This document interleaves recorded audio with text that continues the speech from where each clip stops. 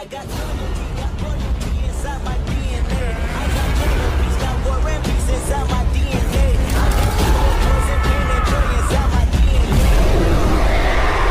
Hello and welcome back to my channel, Fanfic Fantasy. Join us as we delve into the realms of fanfiction and fantasy, bringing you the best stories and discussions. Today, we're kicking off the first part of our series, What If Naruto Became the Storm's Master? If you enjoy this video, please give it a like and subscribe for more content in the future. The author of this story is DarthValgaav from fanfiction.net. All the relevant links are in the description. Feel free to say hello. Chapter 1. Welcome to the start of fanfic number 5, The Wind Lord. As voted in BEMB, this will be a NarutoHinataAnko story. Don't worry about the age difference because, as a written, I control everything. Yes, Anko will be the same age as the rest of them. I do this mainly because I think it's wrong for people to be with other people twice their age. That's just wrong. Anyways, there's going to be pieces from Yu Yu Hakusho and Bleach in this story. Also, I might decide to bring in my other OCs, original jutsus, and other things that I have found that works. There will be other changes and so on. Now, let's rock.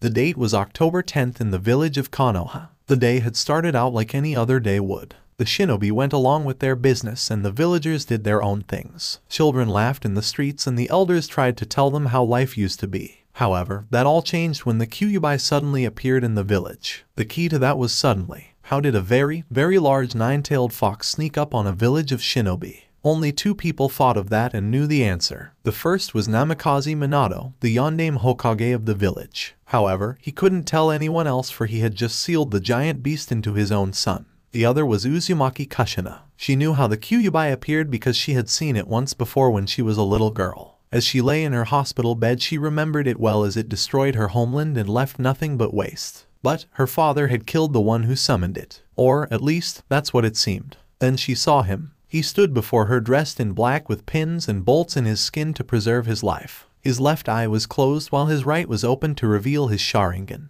It was him, the man who summoned Kyuubi and Uzu no Kuni, the man that her father killed along with himself, Uchiha Madara. It took a long time to find you, he said as he sneered at her. I never would have thought to come back home. If you are here to finish what you started, you are too late, said Kushina with no hint of fear. My son is safe, for the moment, replied Madara with an ice-cold smile. He is a helpless baby. Killing him will be a simple matter for me. Kushina then started to laugh and Madara looked confused. Tell me, what's so funny? You think you have won, but you have lost big time, said Kushina with a grin. Minato has taken your Kyuubi away from you and at the same time made sure you won't kill my son. Impossible, declared Madara. There is no way he could kill the Kyuubi. Whoever said that the Kyuubi is dead, said Kushina. Minato has sealed him into our son. If he dies, the Kyuubi dies as well. And knowing him, Minato placed a few safeguards on the seal so that Naruto will one day be able to control the Kyuubi's power. Madara, having enough of this, raised his hand and slapped her. But she only glared back at him in response as his Sharingan began to change. For this defiance you will suffer forever, he said as space and time began to warp around Kushina. Believe me when I say forever. Where you are going, time has no meaning. You will live forever with the knowledge that I will find a way to get back the Kyuubi. And when I do, I will bring you back so you can watch as I rip it out of your son. Kushina screamed as she was sent into the space and time warp, leaving behind nothing. A few moments later, the hospital doctors came into the room to see what the noise was. Inside, they found nothing. The Hokage was informed of this at once and Sarutobi ordered a search of the entire village, and the outlying villages as well. He knew she wasn't the type of person to abandon her child and there was no way she could leave since she had just given birth. Minutes turned into hours and hours turned to days and they found nothing. The Inuzuka clan had their dogs all over the place and found nothing. The Yamanaka clan probed the minds of several doctors and found nothing as well. Every inch of the village was searched and all they found were a couple of kids smoking. Despite this, Sarutobi never gave up hope. He believed that she was still out there somewhere. Until then, he would watch over Naruto and do his best to fulfill their last wishes. Yet some things are not so easily done.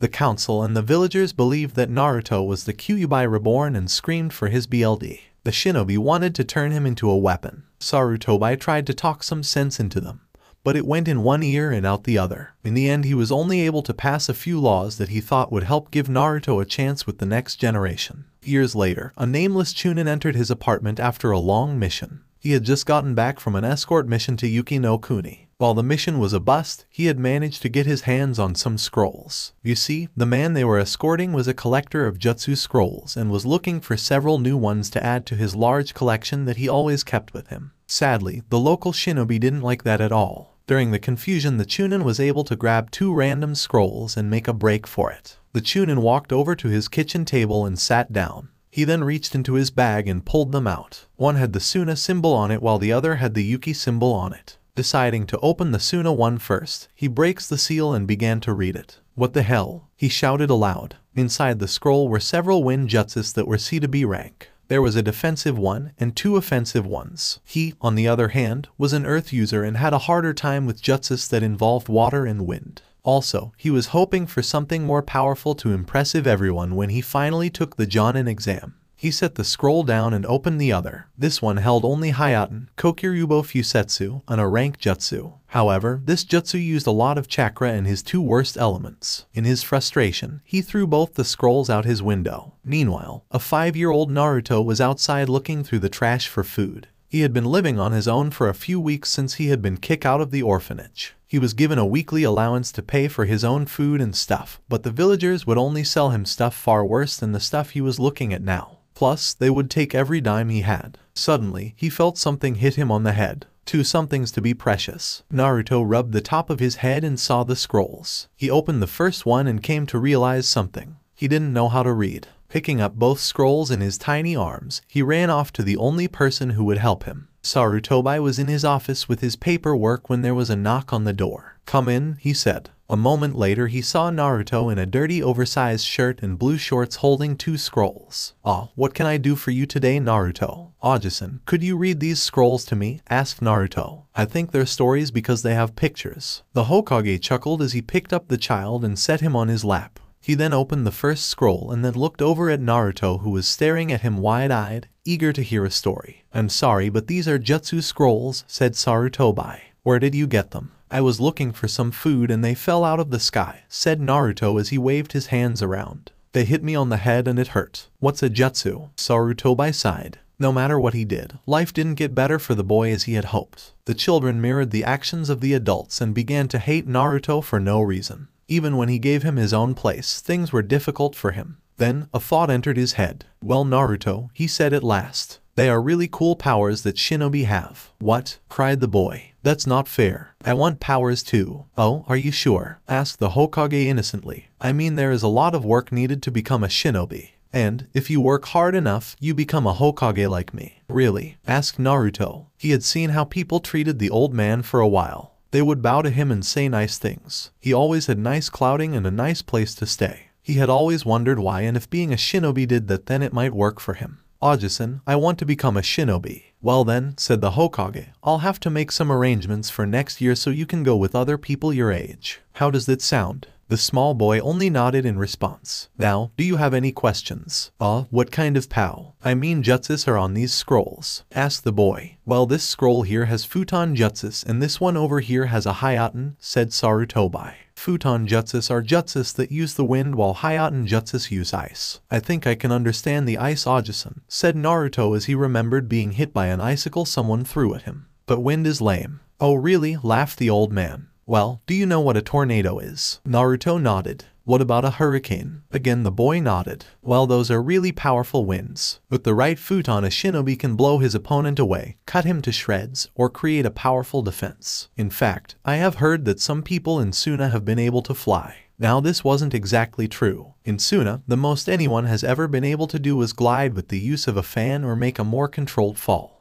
However, it's just easier to tell a 5-year-old that they are flying. "Cool," exclaimed Naruto. "Just you wait, I'll be flying in no time." "Hee," chuckled the old man. "You're just like your mother." Sarutobi then realized that he had made a mistake. He shouldn't have told the boy about his mother. "You knew my mother?" asked the boy quietly. "Where is she? Did she leave me because I was bad?" Now this is why he didn't want to talk about that. "No, Naruto," said Sarutobi. "We don't know what happened to her, but I know for sure that she didn't choose to leave you. You were all she talked about before she disappeared, and I knew she was excited to be a mother. It wasn't because of you." Naruto looked a little down, so Sarutobi decided to do something special for him. He remembered reading in a magazine that children learn faster when they are younger and that it was better to start them on some things sooner rather than later. Well, Naruto, how about I give you a couple early lessons since? What kind of lessons, Ajusan? Just some chakra control lessons, he said. It is very important and will help you later on. Now, I'll only show you these exercises and these exercises alone besides learning how to read.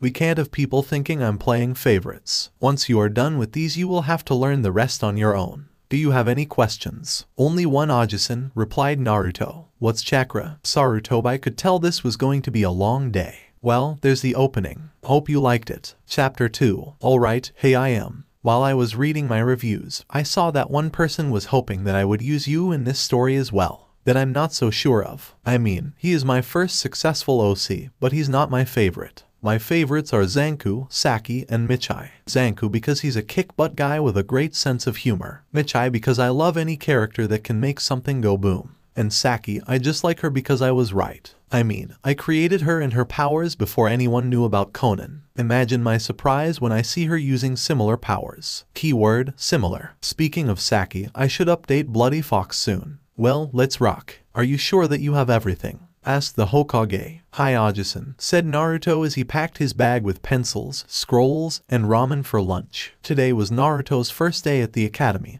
and the boy was very excited. He would finally be able to spend time with other children. The best part was that their parents wouldn't be there to pull them away from him. That was a very happy thought for the young blonde. Since the day Naruto had found the scrolls, he had been training hard. Despite his young age, he had a very large amount of chakra and stamina, so he could train longer than most. Still, Sarutobi started him off with the leaf exercise as an intro to chakra control. It took a while for Naruto to get the hang of it, but after a while he was able to do it with no problem. Then came the tree walking exercise. The old man took the boy out to one of the empty training fields and watched him as he fell and got back up. It took the boy about a month to get the hang of it and then only a week and a half to complete the water walking exercise. Sarutobi was very proud of the boy. Like he had said, the remainder of the time was spent teaching Naruto how to read and write. They would spend about 2 hours on it a day and then Naruto was sent back to his apartment with exercises to work on by himself. Yet that's not all Naruto was doing.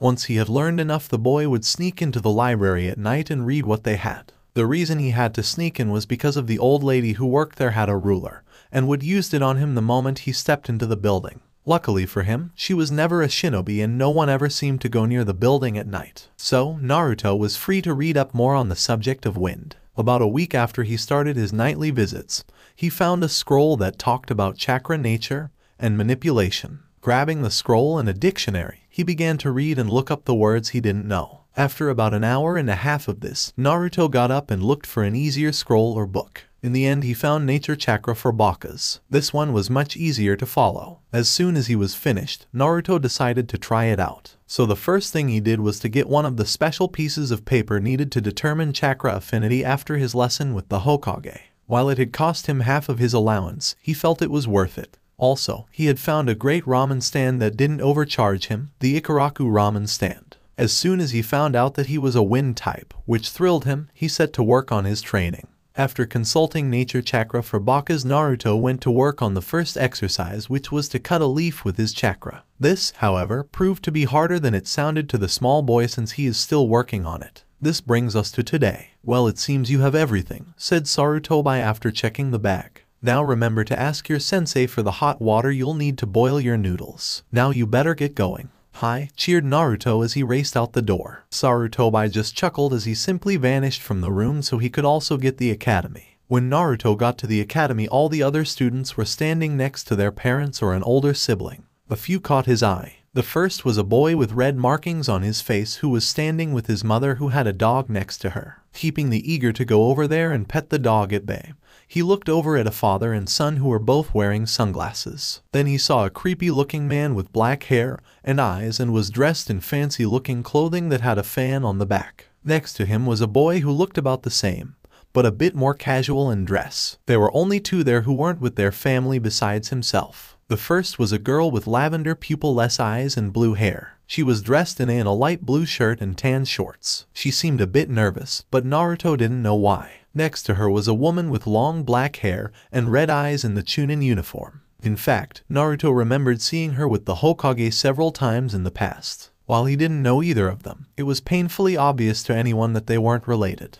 The other child was also a girl. She had purple hair and was dressed in a dark brown shirt with light-colored shorts. She seemed to be all alone. After the Hokage speech, the parents talked to each other for a bit while their kids got to meet each other. Upon seeing Naruto, several parents whispered to their children to stay away from him and did not state why. Others spoke harshly about the fact that he was being allowed in. Can you believe that the Hokage is letting them into the academy? I'm about ready to pull my son out of there because of those two. I know, it's bad enough that they are letting that girl attend classes with the rest of the children. I mean, with her lineage she'll end up like her grandfather. At least her parents had the right idea in taking their own lives. I never did really like them much anyways. The apple doesn't fall far from the tree. But that demon child is much worse. SHH. You know the law. Naruto stopped listening as they were being called into class. The boy followed the other students into the building and then to their classroom. Once in the room, he took a seat next to the boy with the fan symbol on his shirt. While waiting for his sensei to arrive, he scanned the room and noticed that he couldn't find the purple-haired girl. Before he could do a second search, two Chunins entered the room.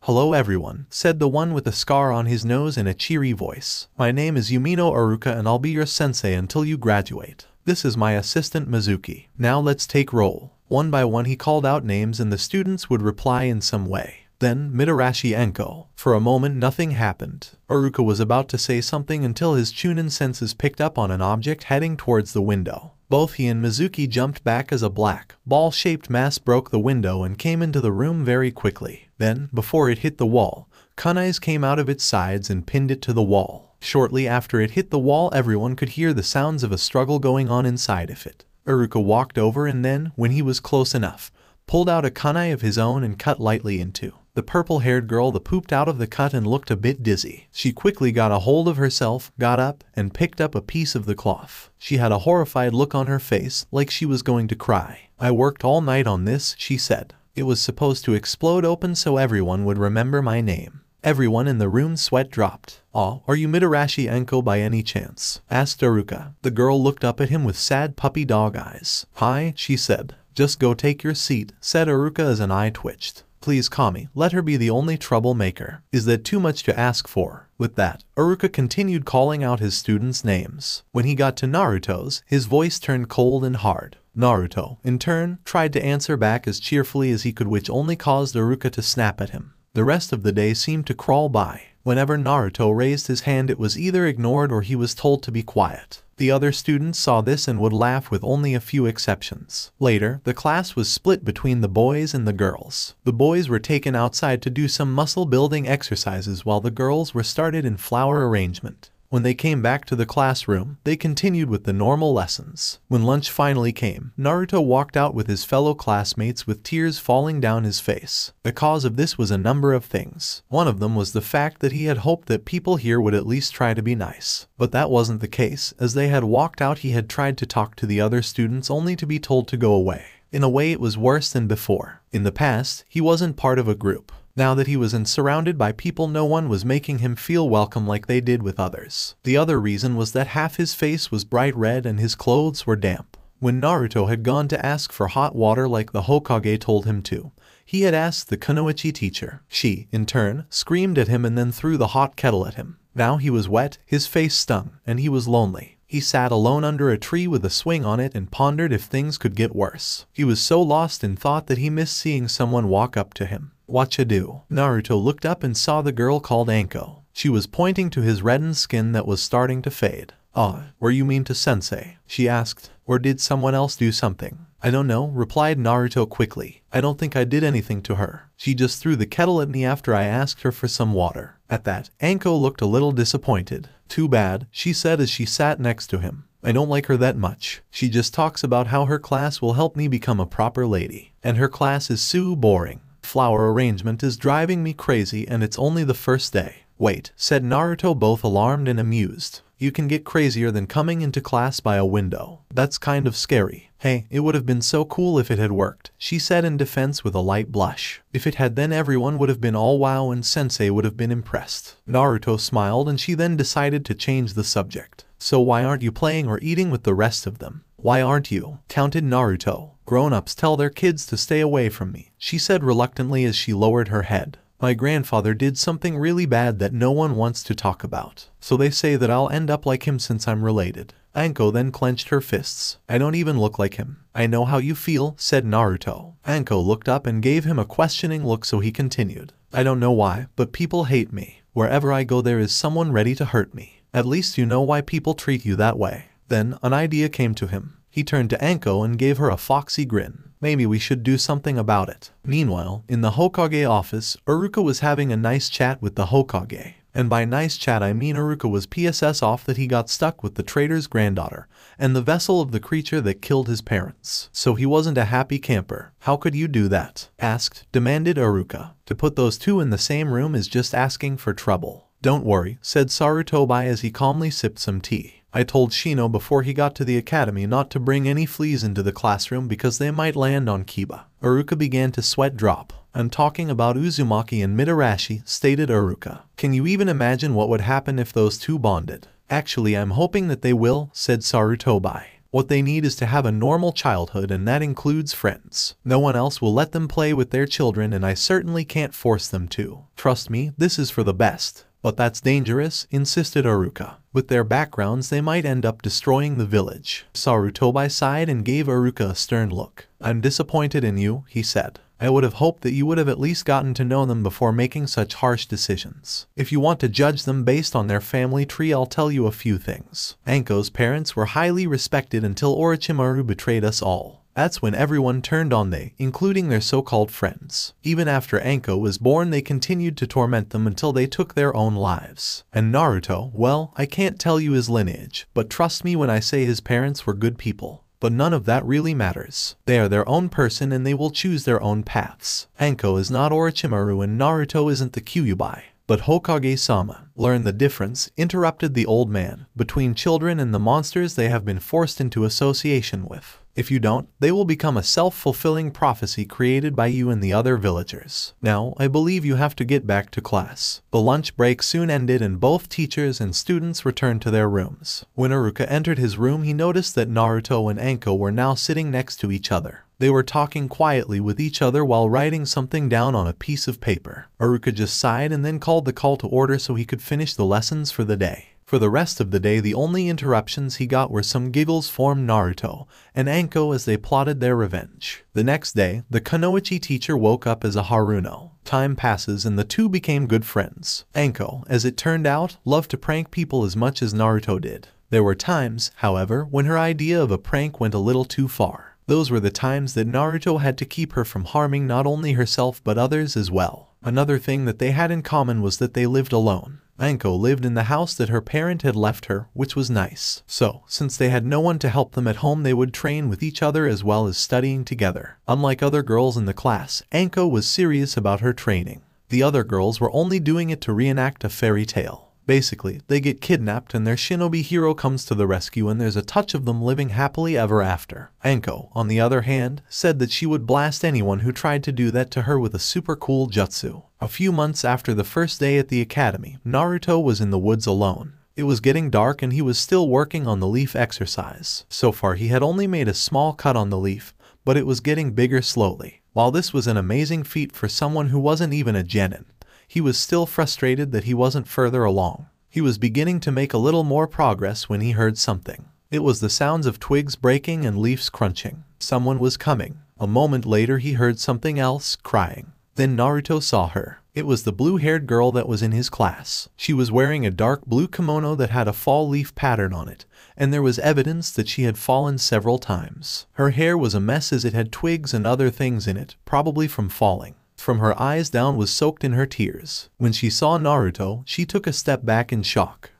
Sorry, she said through her tears. I didn't think anyone would be here. She then moved to run in the other direction when Naruto suddenly moved over to her and grabbed her hand. She looked back at him and saw a concerned face. It's alright, he said. But don't you think you should go be with Utausen and Kasen? I'm sure right now they are worried about you. The blue-haired girl suddenly began to cry harder and shook her head. Realizing that he had made things worse, he thought of what to say next. What's wrong? I don't have a Titousen and Kasuna anymore, she cried as she fell to the ground on her hands and knees. Beads of sweat began to roll down Naruto's body as he realized that once again he had made things worse. He then began to search his brain for something that might help. The only thing that he got was from some TV show he had seen once. Deciding to try it out, Naruto sat down on the ground and brought her over so she was crying in his lap. He then began to gently rub her back with one hand until she calmed down a bit. All better? He asked. Slowly she lifted her body into a sitting position and, with a light blush, nodded weakly. So what's your name? Hayu, she started, but stopped herself. Hinata. Nice to meet ya Hinata, said Naruto in an upbeat voice hoping that it would catch. I'm Uzumaki Naruto. Now, can you please tell me what happened? My cousin went to the H hospital because she was having a B baby, said Hinata. She left with my Titousen, but only he came back. He then pulled me into office as soon as he came back. He didn't say anything to me as he sat down and signed a fancy P paper. He then called someone else in and T told him to have it be brought to the H Hokage.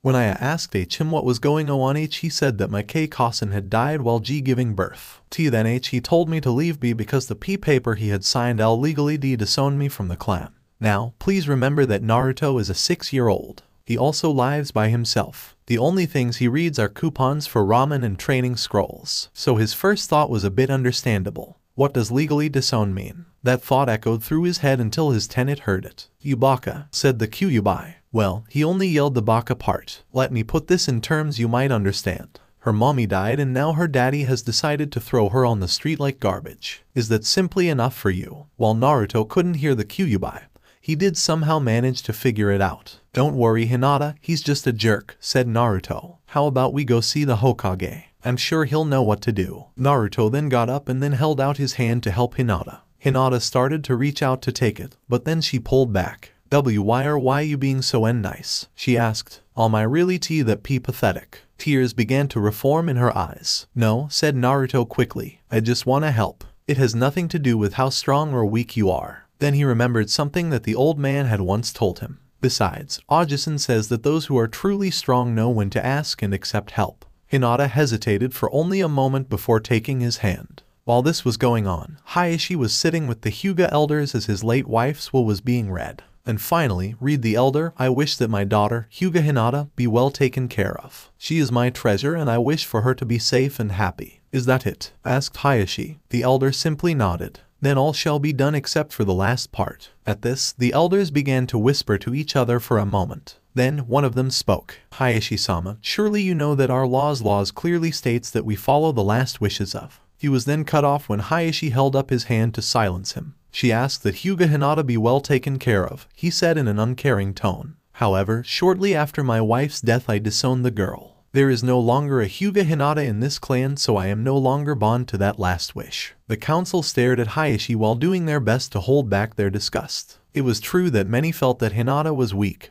However, they also wouldn't dismiss the fact that she was still a little girl, and had time still to grow. There was also the issue of their image. To those outside the clan they were seen as a heartless, cold, and yet powerful clan. Hinata seemed to be a breath of fresh air that slightly improved their image with her warm and kind nature. Hayashi, however, felt that their old image was fine and that as long as they were powerful nothing else mattered. Lastly, what if Hayashi's newborn daughter died due to illness? They would have no one to replace her with. Let's not forget about the moral problems. I mean, to toss out a little girl onto the streets with nothing shortly after her mother died. Hayashi, can you say I'm going to hell? Sure you can. Hayashi-sama, said one of the elders who shared Hayashi's opinion of Hinata and approved of his actions. I think that was a wise decision. However, I wasn't made aware of any sealing ceremony. That's because there wasn't one, said Hayashi. I doubt that the girl will even be able to last the night. When her body is found, it will be properly disposed of like the rest of the homeless trash in this village. But what if she doesn't? Asked the same elder. Or what if someone finds her and takes her out of the village? She was weak enough to let it happen to her once before. It is not out of the realm of possibilities that it will happen again.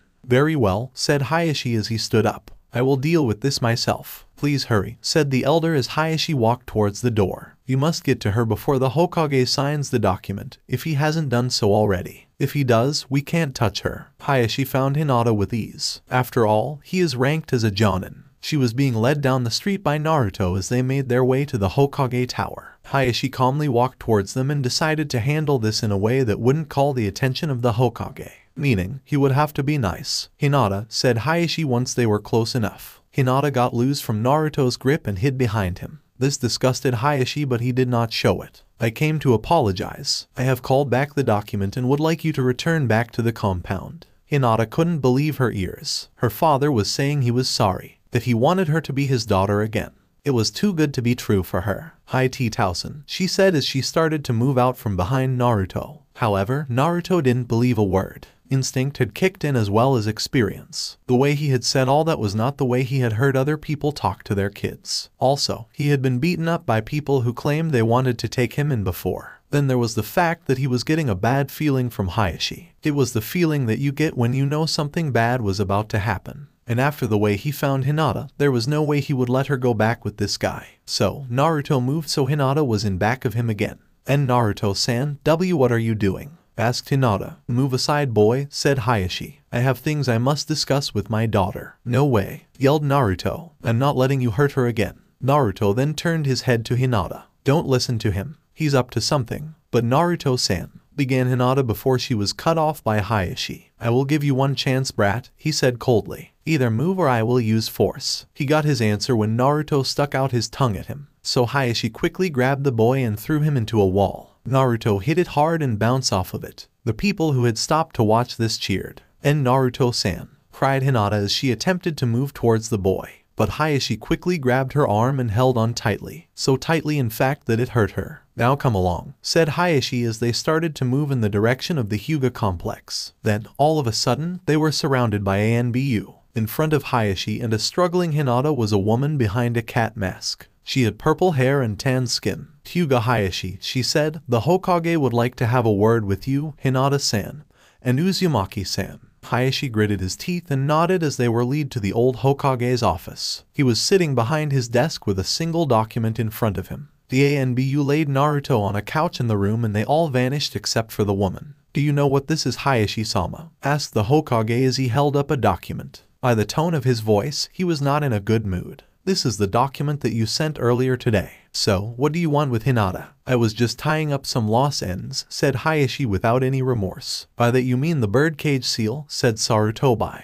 "Well, I'm afraid that I will not allow that. She is no longer in your clan, and while I can't stop you from doing that to your family members, I will not allow you to do that to a non-clan member." "Then I demand that she never leave the village," said Hayashi. "You are not in any position to be demanding anything," said Sarutobi. "Assault on 2 children in the middle of the day. You're lucky that I don't have you arrested right now. I will take this up with the council and maybe the daimyo. Believe me, Hayashi, I will make sure that you are punished for this." "You go, Ajisan," said Naruto weakly as he was waking up. Hayashi turned to glare at the boy as he sat straight up. He hated the boy. He blamed the demon brat for this. If it weren't for the ANBU and the Hokage in the room, he would have killed him right then and there. "Very well," said Hayashi as he turned his attention back to the aged Hokage. "But do know that this isn't the end. Sooner or later we will place that seal on her head and then you can send her on suicide missions for all I care." He then turned to Hinata, who was about ready to cry again, and sneered. Then, he walked out the door and slammed it behind him. Sarutobi, seeing the poor girl in the state she was in, walked over to her, knelt down, and hugged her as she let it all out. "Why doesn't my Tausenel love me?" she cried. All anyone could do was watch. "I do not know," said Sarutobi softly. "I'm sorry, Hokage-sama," said the ANBU suddenly. "If you would allow it, I would like it if Hinata lived with me. My fighting style is similar to that of the Hyuga clan and I'm positive that I would make a better role model than that, but come on, what do you say?" She ended this with a thumbs up good guy pose. "Very well, Yoruichi. Okay, I'm ending this chapter here. Next time, Naruto gets to go on a trip for his birthday. I'll give you all a hint where. Getting there is a real pain.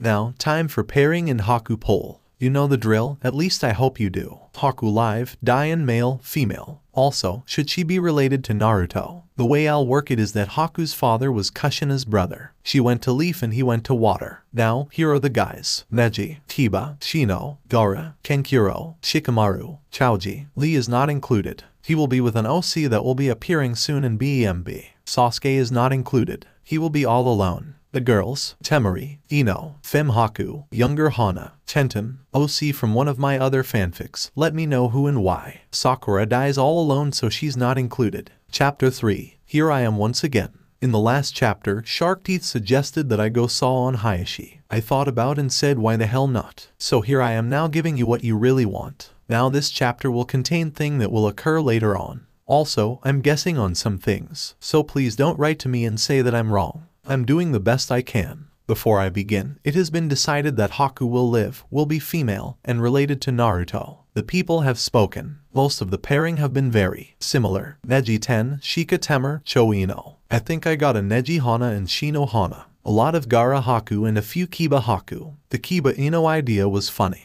Well, those haven't been decided yet, so don't worry. Plus I forgot about Kin and Teuya. I might even make Kin part cat like I'm doing in BMB. Oh, by the way, I'm not adding another girl with Naruto. Just watch, read and enjoy the sweet madness that is my mind. Now, let's get it on. Hayashi opened his eyes and saw that he was no longer in his room. From the looks of it, he was in some kind of abandoned factory or sewer. There were pipes coming out of ground and out of the walls. The floor was concrete and the walls had steel plates on them. He then realized that he was in some kind of chair. His hands and legs were bound to it by chakra-enhanced steel chains. His head was locked in place by a steel clamp that kept him from moving it. In fact, the only thing he could move was his mouth. Then he saw something move towards him. It was 2 power drills moving towards him at eye level. Literally. Then a voice came on the speakers behind him. Hello Hyuga Hayashi. I want to play a game. Your whole life you have hurt others with your words. Your harshness has caused people to lose faith in themselves, and because of that they have died on missions or have hurt their team's performances. Others have simply given up hope for themselves like your former daughter Hinata. Now, you must use your words to save yourself. In front of you are power drills that are set on a timer. When it reaches 0 they will thrust forward and stop just before they penetrate your skull. The only thing that they will take is what your clan prides itself for, your eyes. The only way to stop this is to say something nice about Hinata. But it won't be that easy. Those chains that are binding you will let me know if you are lying. If they tell me that you are, one of the drills will shoot forward automatically. You have 60 seconds. Let the game begin. With that, the drills came to life. Why should I believe this is real? Screamed Hayashi. You want me to say something truthful? Fine then. Hinata is and always will be useless trash. Like promised, one of the drills shot forward and impaled his left eye. The head of the Hyuga clan screamed in pain. Tisk, tisk, said the voice. One more try. Oh, by the way, you have 30 seconds left. Hayashi and cried as his precious seconds passed him by. His brain racked itself to find something nice to say about Hinata. Sadly, only one thing came to mind.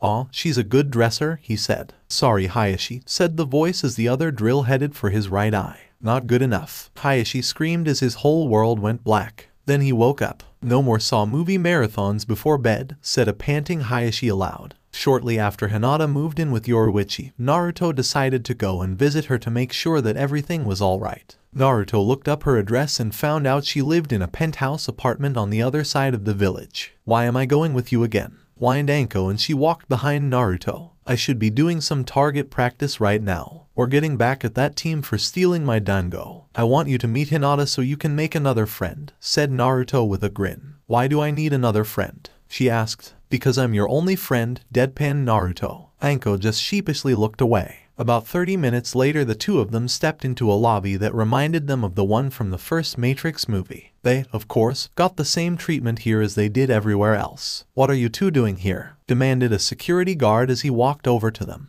We're here to see Yoruichi-san and Hinata, said Naruto. You're right, huffed the guard. Now get out of here before I call some chunins. Just let us see her, demanded Anko. What's the harm in that? The guard paused and considered this. If they were lying he could throw them out or simply beat them himself. The worst that could come from this was a complaint from Yoruichi-san or a complaint about BLD on the floor. However, if they were telling the truth and he kept them from seeing her, the purple-haired woman would make sure he was in a buttload of pain and have no job. Hell, might even get the Hokage involved. Fine, he said. But if she has never seen you before you will get it. Do I make myself clear? The two just nod. Later, who is it? Came a voice from behind the door after the guard knocked on it. It was defiantly Yoruichi's. Damn, there are two kids here who are claiming to know you, said the guard. Is one of them a blonde spiky-haired boy with whisker marks on his face? She asked. Yes, said the guard with a downhearted expression on his face. There went his chance to beat some kids. The door opened and YuYu stepped out, naked. The guard got a major nosebleed and fainted.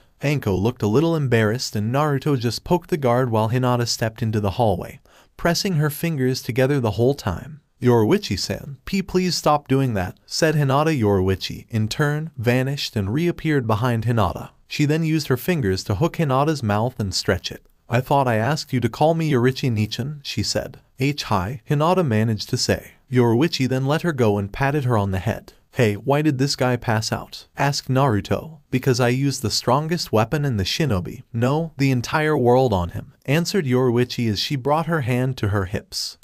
As she said that she made the V for victory sign. This was a lesson that Anko and Naruto took to heart and would use in the future. Someday, 1 year later, remember to be on your best behavior, said Sarutobi to his companion. We are meeting the leader of the shinobi of this village and I don't want anything to happen that would wreck our fragile relationship with this village. Is that understood? Hi Oji-san, said Naruto. It was, for once, a sunny day in Immersive. Sarutobi had decided to take Naruto along with him as a birthday present as it was early in October. They were going to the village to pick up a stolen item and to witness the execution of the man who stole it.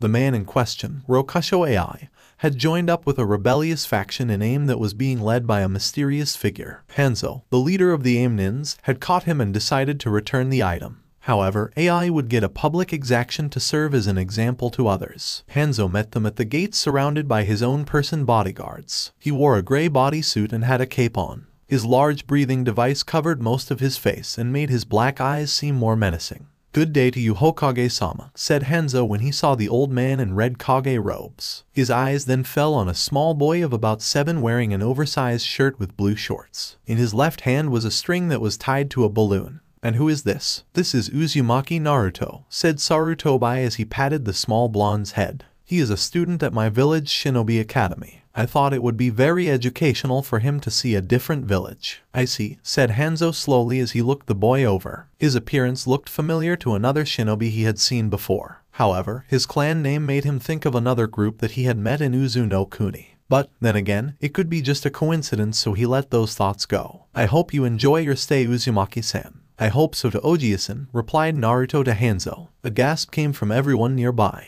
Did the young blonde know who he was talking to? That man was Sanshao no Hanzo. He was the man who defeated the Sannin and then gave them their name. He was one of the most powerful shinobi on the planet. Imagine everyone's surprise when Hanzo laughed. That's cute kid, chuckled Hanzo. I'm very sorry about this, said Sarutobi quickly. Don't worry about it, said Hanzo as he waved it off. I have children of my own and soon I'll be a grandfather, so I'll have to get used to it sooner or later. Besides, he's just a child. What kind of person would I be if I got angry at a child for being a child? Sarutobi was about to respond when a powerful wind blew and Naruto accidentally let go of his balloon. The balloon slowly rose into the sky as it was a bit old. Sarutobi was about to grab it for the boy when he noticed the look on Hanzo's face. He followed the other man's gaze, which fell on Naruto, who was doing some hand signs. When the boy finished, the wind seemed to rotate around him and he slowly rose off the ground. Kicking his legs in the air as he flew upwards, Naruto was able to get his balloon that was now a foot above Sarutobi,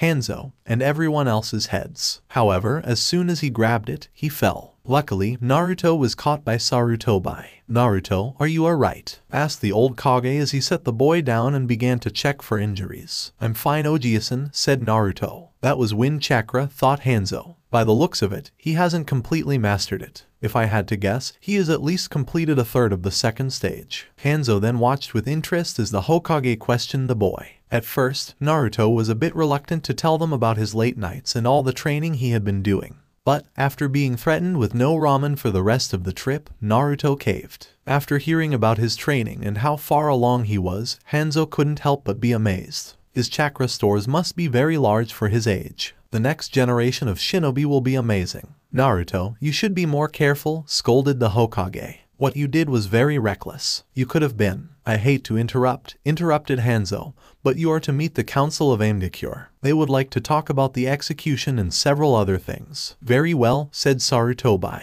He was about to ask to be led the way when Hanzo held up his hand. Is there something else you need to say? Indeed, said Hanzo as he lowered his hand. The meeting will be long and not doubt dull. Since this is between you and the council, I happen to be free. Allow me to show Uzumaki-san around. In fact, the village genins are having a small tournament that I think the boy would like to see. Taken an interest in him? Asked Sarutobi with a raised eyebrow. Don't worry, I'm not planning on stealing him or trying to get him to betray his village, said Hanzo. I just think that he would learn more about this village with me than he would with you in that council. That was why you brought him here, right? That is correct, said the Hokage. He then let out a sigh. Very well. Good, said Hanzo. Shortly after they parted, Naruto began his tour through Indicure. Most of the buildings seemed to have pipes coming out of them, which was interesting. After walking for a while, he learned that the village was set up by levels. The upper or higher levels of the buildings held the business and factories. The middle levels had stores and restaurants. The lower levels were mostly residential. While seeing this, Naruto noticed that most of the people in the village were wearing breathing devices that varied in size. Hanzo explained that due to the amount of rain and its consistency that many people have a hard time breathing.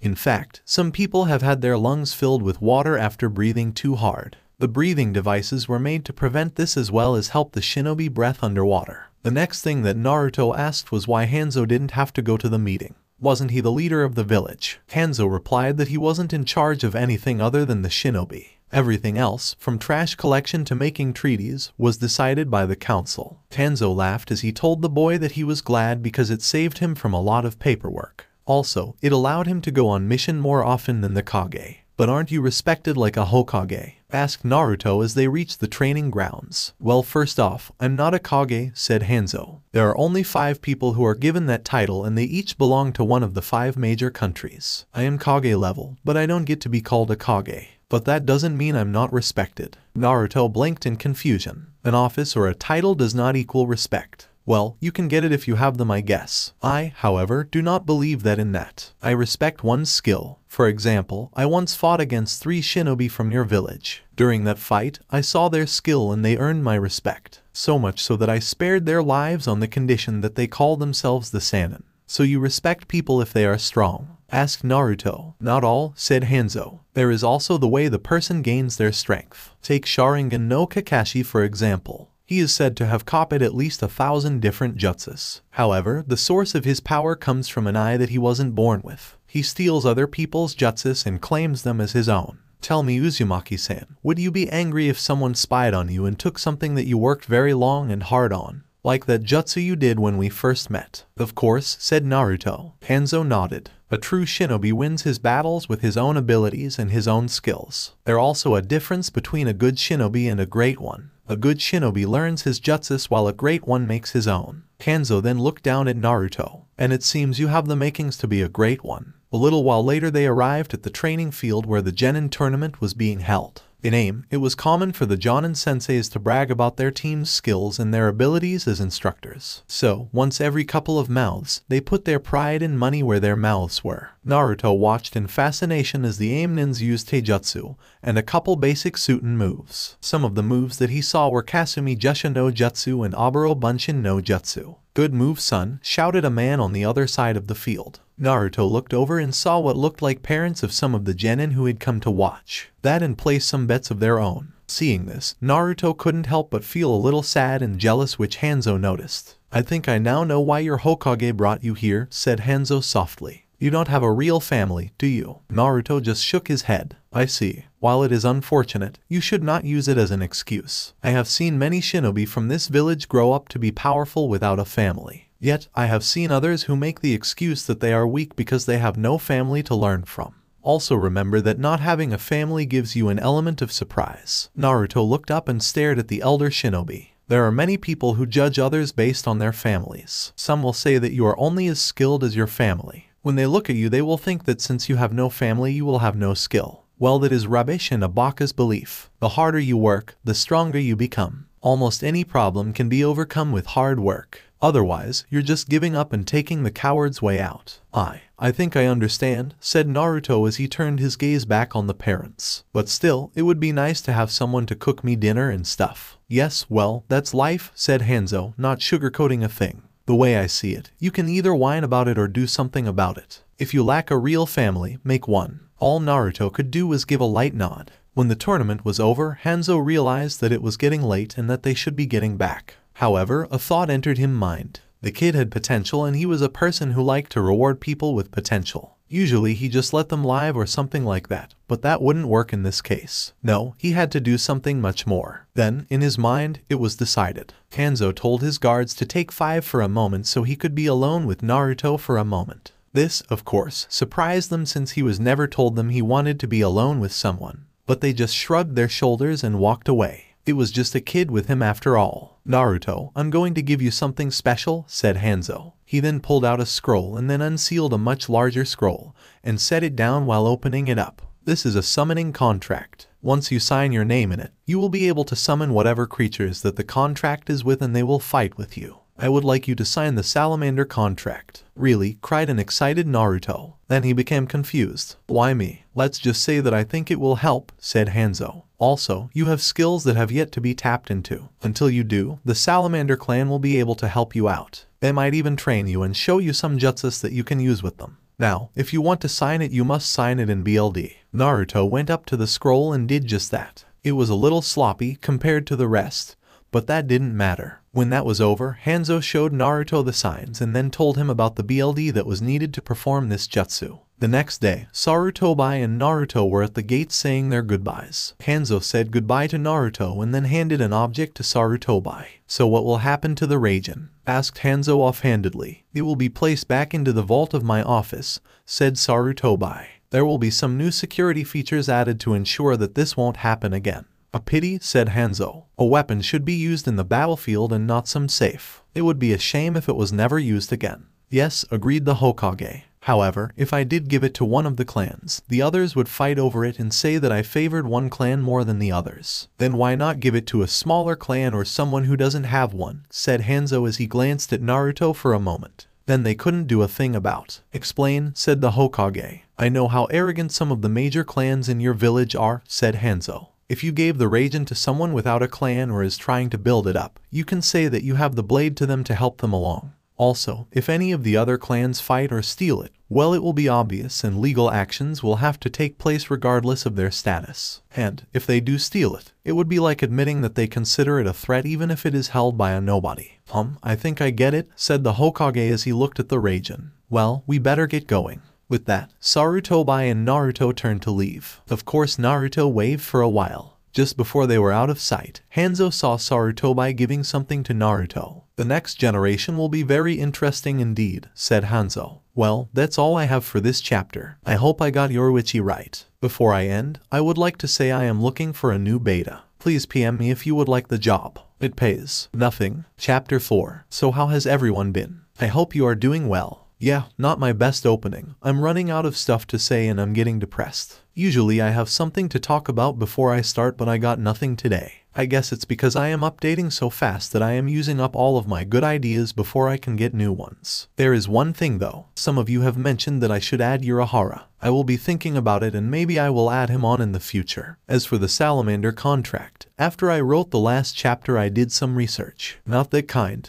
Anyways, despite being born in the water and returning to it to lay their eggs, salamanders have been associated with fire. Some people even believe that they were really baby dragons. I can work with that. Then there is the Hyaten Jutsu that I gave Naruto. I did that for several reasons. 1. When 2 are used at the same time it creates a tornado. 2. I can change the rules about it since it is my fanfic. And 3. I just think that it is a cool jutsu. Got a problem with that? No? Good. Wow, I did have something to say. Let's rock. It was early in the morning when the 2 figures appeared on top of the Hokage monument. One of them was a girl no older than 12. She had short purple hair that was tied up in the back so it looked like it was standing up. She wore a tan trench coat, a black shirt, a yellow skirt, leg guards, and ninja sandals. Her partner had spiky yellow hair that went down to his shoulder, blue eyes, and whisker marks on his face. He had on a white sleeveless shirt, baggy white pants, and ninja sandals. Around his waist was a blue sash that had a pouch tied onto it near his rear. He had wanted to buy something with orange, but Hinata,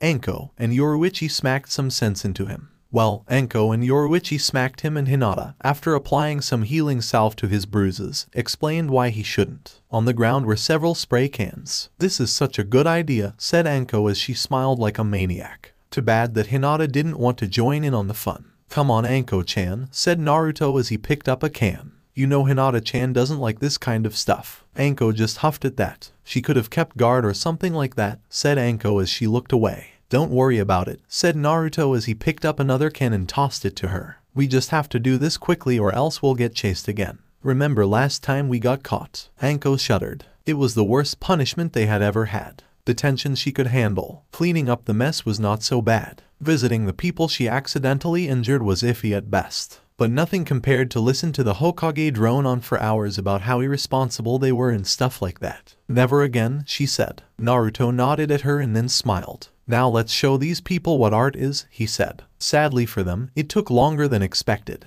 This resulted in Naruto, Anko, get back here, shouted an angry Chunin as he chased the two across town. No way, yelled Naruto without looking back. Like hell we will, yelled Anko. The villagers who saw this stared only for a moment before they carried on with their daily activities. Things like this were very common since the two hell spawns became friends. Now it was like a ritual that would take place at different times. They would cause trouble, get caught and run for it, and then Iruka would catch them. It is amazing what you can get used to over time. Naruto and Anko were able to outrun their pursuers and hide from them effectively. After hiding behind a cloak that looked like a fence, the two Chunin that were tailing them jumped right past. As soon as the coast seemed clear, they came out from under the cloak and began to laugh at them. It was truly funny seeing that they were Chunins who were maybe 10 to 15 years older than them and had been outwitted by two 12-year-olds who weren't even genins. Sadly, Iruka appeared behind them and their laughter stopped. Naruto, Anko, what are you two doing cutting class? Naruto turned around to see Iruka whose eye was twitching.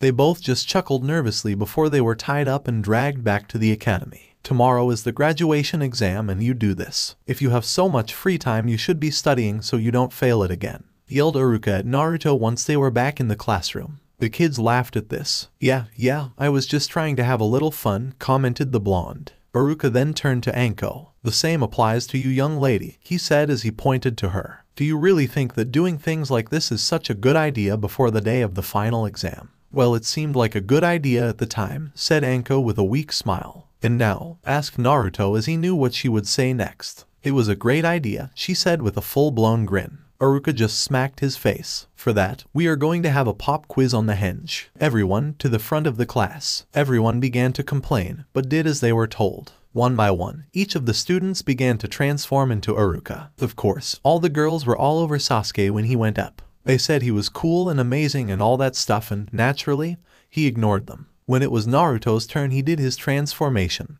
Just not into Iruka. Instead, he turned into a naked girl with pigtails. In surprise and perversion, Iruka fell backwards as a stream of BLD gushed out of his nose. How do you like that, sensei? Laughed Naruto. I call it the Warok no Jutsu. Not stupid, made up jutsu, shouted Iruka as he got back up. This is your last chance, so don't screw around. Later that day, Iruka was watching Naruto and Anko as they cleaned up their mess. You can't leave until this is all cleaned up, reminded Iruka. Whatever, it's not like I have anyone waiting for me back home, responded Naruto as he continued to brush off the paint. Same here, said Anko as she did the same. Despite how close the two of them were, they never did move in with each other. Somehow they both knew that putting two of the most hated children in the same place at night was asking for a mob to show up and burn down the place while they slept. Then there was their already close relationship. Even though they were close, they had never been on a date, mainly because Naruto was equally close to Hinata. But due to their closeness, rumors had spread that involved inappropriate activates for people their age. The source of these rumors, Sakura Haruno, was repaid for these calumnies by Anko with a trip to the hospital. Sadly, that did not stop the other students from whispering.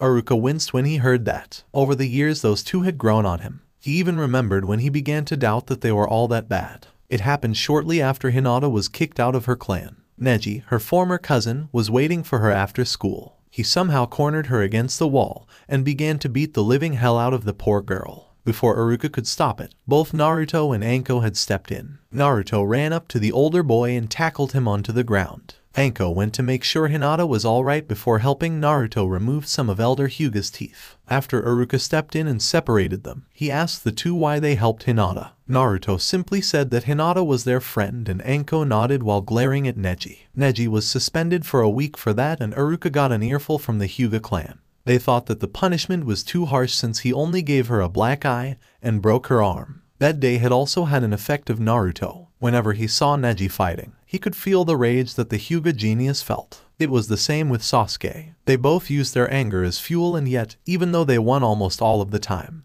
they never seemed happy. So Naruto decided never to go into a fight holding a grudge or anything like that. He would fight for the pure enjoyment of fighting and to protect others like he did with Hinata. That way, win or lose, he would walk away with a grin. Iruka sighed and decided to pull out his trump card. Hey Naruto, when you get down I'll treat you to a bowl of ramen. And Anko, I'm sure they will have some dango for you. Naruto and Anko turned to look at their sensei with a look of hope and love. With the promise of their favorite foods, they got to work faster than ever. Later, while Naruto was downing his third bowl of ramen and Anko was enjoying her dango, Iruka decided to ask an important question. Naruto, why did you fail last year's exam? He asked. Naruto turned his head and gave the elder nin a questioning look. I know you have the Bunshin Jutsu down pat, but last you messed up on purpose. Ah, said Naruto as he looked down at his bowl. The truth was he could have passed it all 3 times thanks to the training he got from the old man. However, the first time he got sidetracked while working on a jutsu and spent the entire night working on it. So when it came time to make a clone, he didn't have enough chakra. The second time was because he had summoned the boss salamander and went through the trials. He was so tired the next morning that he couldn't concentrate, even with Kyuubi healing him. He then looked back over at Iruka. I didn't want to take a chance that would get me on the same team as Neji team.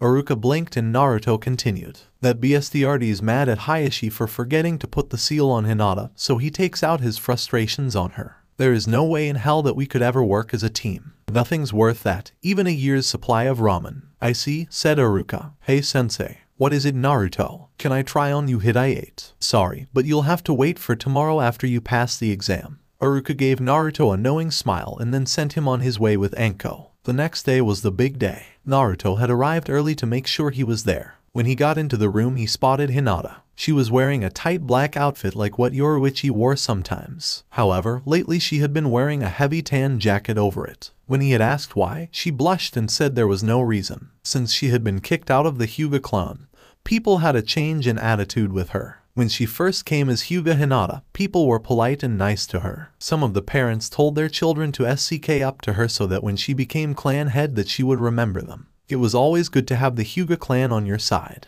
Then, when she was kicked out, a lot of people asked if there was anything they could do for her. But that soon changed. Once word got out that she was kicked out for her weakness, people looked at her like she was a nuisance. Parents stopped telling their children to be nice to her. In the academy, some of the more stuck-up girls would laugh at her behind her back. Pity for them, that changed. Over the years, she rose to the spot of #1 Kunoichi of their year with Anko nipping at her heels. She was just too fast that no one could touch her. Little did they know, she was holding back. Hey Hinata-chan, said Naruto as he walked over to sit next to her. Good morning Naruto-kun, said Hinata with a blush. The years of being in training with Yoruichi had gotten rid of her stuttering and had given her confidence in herself. She had also devolved a crush on the blonde shortly after he saved her that day on the street. It was only when she was around him that she was a bit shy. So are you ready for the test this time? Don't worry about me, said Naruto as he gave her his foxy grin that caused her to become a tomato. I'll be fine. That was when Iruka and Mizuki entered the room.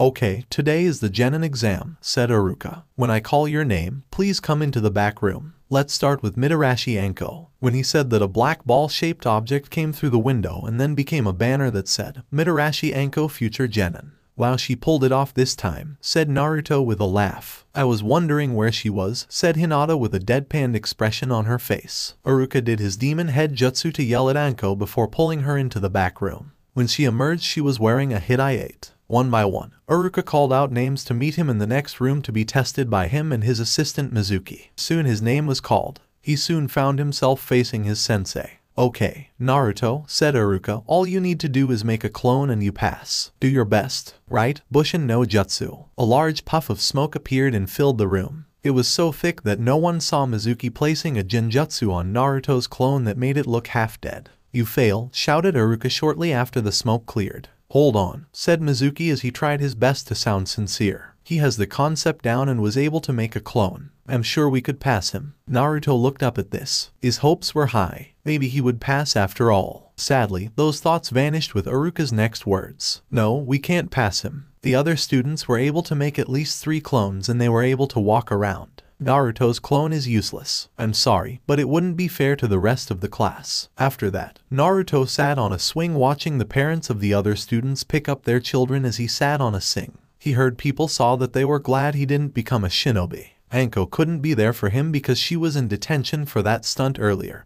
and Hinata had been pulled away by Yoruichi for a moment to give her a surprise. Personally, he didn't mind, he wanted to be alone for a while. He had failed, and they had passed. If he stayed around them, it would just be a reminder that they were now genin and he was still a student. Soon Mizuki came over to Naruto and asked if he wanted to talk. Naruto agreed and followed Mizuki to the top of the Hokage monument. Don't be too hard on Iruka, said Mizuki. He just wants to see you do your best. He really cares about up. Naruto said nothing. He just looked down at the ground until Mizuki spoke again. There is another way to pass, but it's a secret. What is it? Asked Naruto. All you have to do is sneak into the Hokage office, steal the forbidden scroll, and learn one jutsu from it before someone finds you, he explained. Later that night, Naruto snuck into the Hokage office and grabbed the scroll. While he was making his escape, the Hokage entered the office and saw him. Thinking quickly, Naruto used his Warok no Jutsu on the old man, knocking him out cold. After that, Naruto quickly made his way to the place where Mizuki had told him to go to. As soon as he got there, he opened the scroll. Okay, time to learn a jutsu, he said aloud.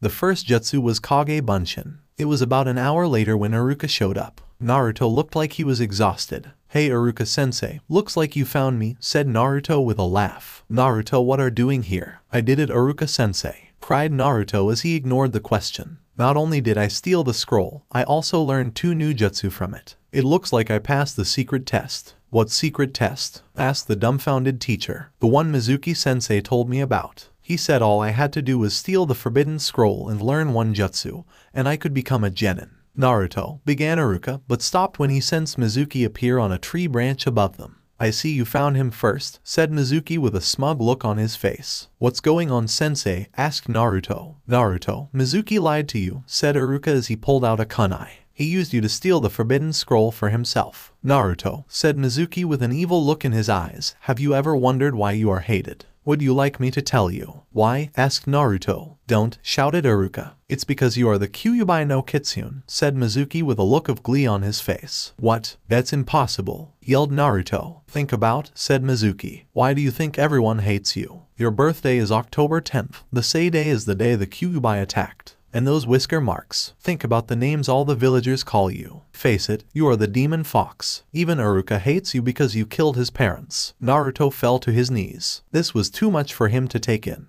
But it was beginning to make sense. Seeing Naruto in this state, Mizuki flung one of his giant shuriken at Naruto. However, it impacted with Iruka's back. When Naruto looked up, he saw Iruka as he began to cry. Iruka-sensei, why? Asked the demon vessel. Naruto, I'm so sorry. I was the same as you. I know what it feels to be all alone. When my parents died, I became the class clown so people would notice me and my grades slacked. I'm so sorry I never helped you when you really needed it. With that, Iruka fell down. In pure panic, Naruto grabbed the scroll and ran away. Mizuki soon began to chase him, and shortly after that so did Iruka. Iruka saw Naruto jumping from tree to tree with the scroll on his back. Naruto, he called out, give me the scroll and let's go see the Hokage. Then, all of a sudden, Naruto turned and tackled him. Iruka fell down onto the ground and turned into Mizuki. Naruto jumped down onto the ground and laid it back against a tree. How did you know I wasn't Iruka? Asked Mizuki. Then Naruto turned into the scared Chunin. Because I'm Iruka. I don't see why you're not helping me kill that monster. He killed your parents. You saw the way he looked. That was the look of a monster with no remorse for the lives he has taken. Help me kill him and together we can take the scroll and become powerful. You're right, said Iruka. Monsters do kill without remorse and they do terrible things. In his hiding place, Naruto began to sink into despair. Iruka thought of him as a monster as well. However, he was amazed at what he said next.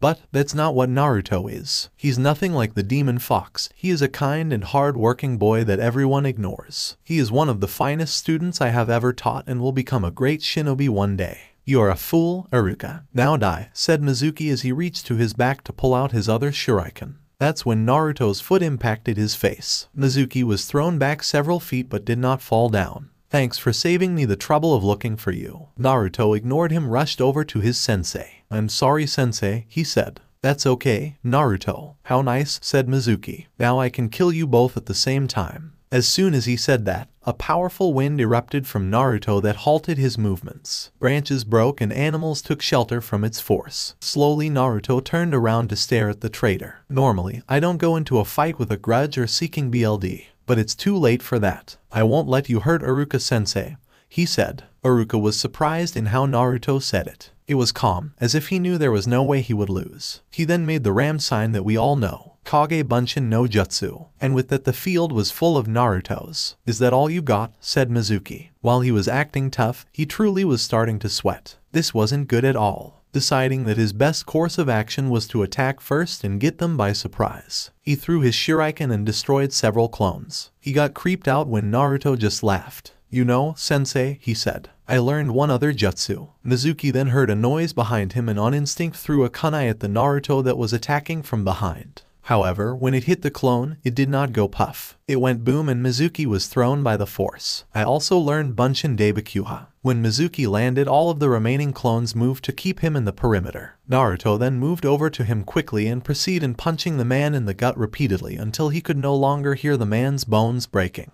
Needless to say, when it was done, Iruka was impressed that his student had learned two powerful jutsu. Hey Naruto, close your eyes, said Iruka. Naruto complied and when he opened them, he noticed the Iruka's Hidayate was no longer on Iruka's head. It was on his. Naruto began to jump for joy and his happiness was infectious. In his office, the Hokage smiled. He had watched the whole thing through his crystal ball and understood why Naruto did what he did. How could he blame the boy for listening and believing what his sensei told him? But no, he had to make the teams. While he wanted Naruto to be happy, he couldn't put him with both Hinata and Anko. That would cause more rumors and they would doubtlessly spread like wildfire. Also, he believed that Hinata would be better suited on the recon team led by Kurenai. With her speed and bloodline, she would be perfect. Not to mention that the new Jonin practically demanded her to be on her team. He had thought to put Anko in Team 4 but decided that Sakura should be put in that team instead. Then an idea came to mind when he saw the Team 7 slot. The council had made a powerful case that Sasuke be taught by Kakashi. In principle, Sarutobi agreed that that was the best choice. Kakashi was the only person in the village who could teach the boy. Sadly, Kakashi had his flaws. The old Hokage had a long-standing belief that the one-eyed Jonin had been failing his previous teams on purpose so that he could be Sasuke's sensei. Also, he was very lazy and would most likely ignore his other two students. When he voiced this to the council, they had insisted that the Uchiha was more important. So Sarutobi was having a hard time deciding who to put in that team. He thought of Sakura first because she didn't seem to care about her training anyways, but she was now out of the picture. He needed two people who were already highly skilled above their age group who would need a sensei that could be there when they were over their heads. And there were only two that he knew of. On Monday morning, Naruto sat with the others as Iruka went over the list of teams. He heard Sakura whine when she wasn't placed on Sasuke's team. Then Iruka got to Team 7. Team 7 will be Uzumaki Naruto, Mitarashi Anko, and Uchiha Sasuke. Your sensei will be Kakashi Hatake. Team 8 will be in Yuzuka Kiba, Aburame Shino, and Hinata. Your sensei will be Yuhei Kurenai. Team 10 will be Yamanaka Ino, Nara Shikamaru, and Akamichi Choji. Your sensei will be Sarutobi Asuma. Hey, wait a minute, screeched Sakura. How come Naruto gets to be on the same team as Sasuke-kun when he failed the exam? There was a group of nods with this statement. Naruto took a makeup test that was 10 times harder and passed, said Iruka as he set his clipboard down. Also, these teams were selected by the Hokage himself. If you have a problem with it, you can take it up with him. Now, you may go to lunch now, and when you are done, please wait here for your new senseis to arrive. I wish you all the best of luck. Chapter 5. I'm sure that many of you know how I feel about Kakashi. To say I hated him would be an understatement. However, when I was thinking of this fic, I could only see Naruto on two different teams. One was Team 7 and the other was Team Guy. Now I could have switched out Lee and put Naruto on that team. But I knew it won't work with Naruto's relationship with the Hyuga clan. If I switched out Neji, then there would be no conflict within the team since Naruto and Lee get along fine. I mean, that would be boring if everyone got along. Also, I wanted to do the wave arc, so I was left with Team 7. About the boss summon, I don't think that's off for all of you who are wondering. I mean, wouldn't that, plus his other training, bust up his still growing chakra reserves? I would think so. Summoning and learning how to fly over a PRD of time can do that to a person. Looks like I was right about Jiraiya in the manga. His time is coming to an end. Just when you think he killed 3 of them, they turn into 6. Pain, you cheapskate, have you ever heard of fair play? One last thing. I will say this one last time, so please pay close attention. Haku's father will be the brother of Kushina, so Naruto will not, and I repeat, will not have the same bloodline. I am using a jutsu from the first movie mainly because I think it rocks, and when there are two of them they become a twister. Is that clear? Sorry, but some people just weren't getting it and I was getting irked. Let's rock. Why Kami? Cried Naruto as he ate lunch with Anko and Hinata. Do you hate me that much? Why do I have to be stuck with Sasuke? Hey Naruto-kun, said Anko as she put down her tea and then threw her last dango stick at a tree to create the leaf symbol. Are you done whining about this? It's starting to get on my nerves. Well, said Naruto as he brought a hand to his chin. I was going to start listing the reasons why this is a bad idea. Then I had planned on going over all the injustices that we have gone through in the entirety of our lives. Finally, I would have finished it all by saying that we should be on the same team. I know how you feel, said Hinata as she put down her bento box. I thought that the Hokage would put us all on the same team since we work so well together. I know, Hinata-chan, said Naruto as he slapped his knees. That's what I've been trying to get at. We work perfectly together. Hinata-chan finds them, I beat them up, and then Anko-chan ties them up and gets any information she can from them. You know me too well, said Anko with a blush. But I guess I can see why we are on these teams. Like Shikamaru, Choji, and Ino are on the same team because their fathers were on the same team and worked well together. I guess he's sticking with what works, so he's doing it with everyone. I didn't know that about Shikamaru, Choji, and Ino, said an amazed Naruto. You slept through that lecture, deadpan Anko. Over on a different part of the academy grounds, a pink-haired girl was crying her eyes out. She had not been placed on the same team as her Sasuke-kun. Not only that, but also when she had asked to eat lunch with him, he just vanished. She felt like Kami hated her. Watching her were Shikamaru, Choji, and Ino. There, said Ino as she patted Sakura's back. It'll be fine. Who knows, you might like your team. But IW wanted to be on Sasuke-kun's sniff team, wailed Sakura. It's not fair. Ino turned to the other two who were watching this and eating. Would you two help out here? She asked, demanded. It's not like there is anything that we can do, said Choji as he continued to eat some chips. It's the Hokage who set up the teams, not us. Shikamaru sighed. Maybe you'll meet someone else, he suggested weakly. Sakura just cried harder and Ino shot him a dirty look. Troublesome. It's not fair, whined Sakura. How come Naruto Baka gets to be on the same team as Sasuke-kun? Well, maybe it was because of the makeup exam he took, suggested Choji as he tossed his empty bag away and opened a new one. Iruka-sensei said it was much harder. No way, said Ino. He couldn't even make a simple bunshin. I bet he SCK up to the Hokage or something. She paused for a moment and then smiled. Or maybe someone thought that he would make a good punching bag for Sasuke-kun. She laughed at that. Or maybe someone just wants him dead, said Sakura darkly, causing everyone to look at her. My mom's always going on about how they should just kill him, but no one can do to the Hokage. What if someone wanted him to become a shinobi so he could die on a mission? That wouldn't take too long since he is a talentless loser. Shikamaru didn't say anything to this. If he had, it would have fallen on deaf ears. He had seen and heard this kind of attitude before. It was the strongest with the adults, and with the children there was a watered-down version of it. In fact, even Iruka-sensei seemed to hate Naruto on the first day of class. What was most puzzling was that no one would ever give him a clear reason for this behavior. His parents had tried to change the subject when he asked them one time. He wasn't so much of a friend of Naruto's, but no one deserved to be treated the way that he was treated, at least, not without reason. So what was the reason that caused people to hate Naruto at the level that they did? Then he dropped his line of thinking as it was becoming troublesome and leaned back to stare at the clouds. So it looks like we'll be on the same team, said Kiba to Shino. It appears so, said Shino in his usual tone after a moment. It also looks like Hinata will be on our team, continued Kiba. We could have done worse. Sakura and Ino aren't that good when it comes to the physical stuff. And she's not that bad looking. As he said this, a smile came to his face. Shino looked at him when his insects told him of his increased pheromone level. I would strongly advise you from making any attempts to become emotionally involved with her, said Shino as he adjusted his glasses. Dating within the team would cause problems and would most likely lead to our deaths. You must learn to keep your private and professional lives separated completely. Also, Hinata seems to be attached to Uzumaki. Kiba just snorted at that. I'm 10 times better than he is. Right, Akamaru? The little puppy on his head gave a small bark in agreement. I look better, I'm stronger, and I come from a well-known and respected clan. What does he have that I don't? Shino stared at Kiba for a moment and then sighed. He smells better, replied Shino.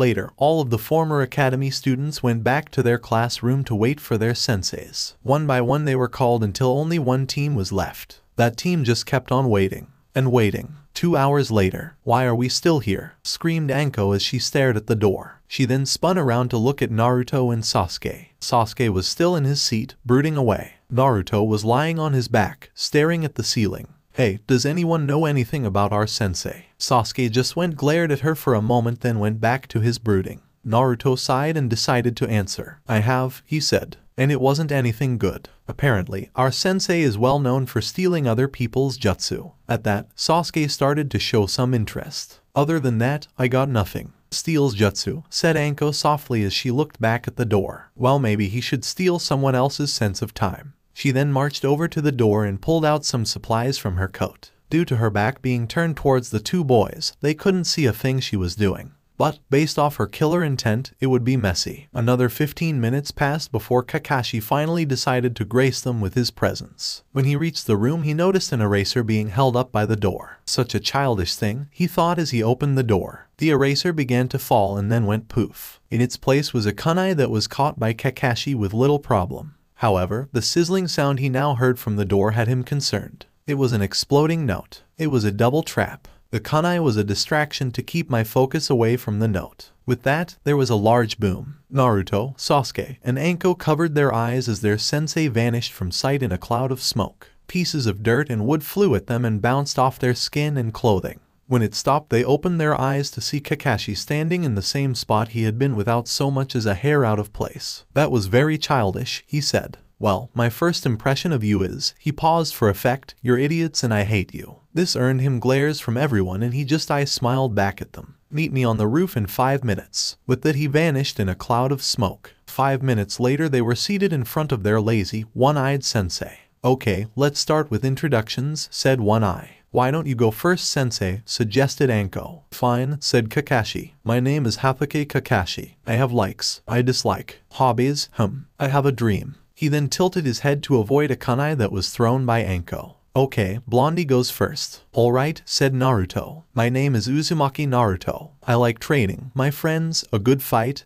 and ramen. I dislike the 3 minutes I hate to wait for my ramen and people who think they are better than other because they belong to a big clan and things like that. My dream is to become Hokage." "Hobbies, pulling pranks." Kakashi nodded and then looked at Anko. "My name is Mitarashi Anko. I like dango, sweet bean soup, my friends, and snakes. I dislike people who think I'll turn into my grandfather just because I'm related to him, and spicy food. My dream is to become the next head of the ANBU torture and interrogation department. My hobbies are tea ceremonies and pranks that scare the living SHT out of people." "I still can't believe that you got into that," said Naruto. "I can't believe that you like to garden," said Anko with a smirk. Naruto chose that moment to shut up. "And last is Sasuke," said Kakashi as he ignored the other two. "My name is Uchiha Sasuke. I have no likes or dislikes. I don't have a dream, it's more of an ambition. I want to kill a certain man." "I thought so," thought Kakashi. "So I got the 2 pranksters and an avenger." "Well, now that that's out of the way, tomorrow we will be going on our first mission," said Kakashi. "Survival training.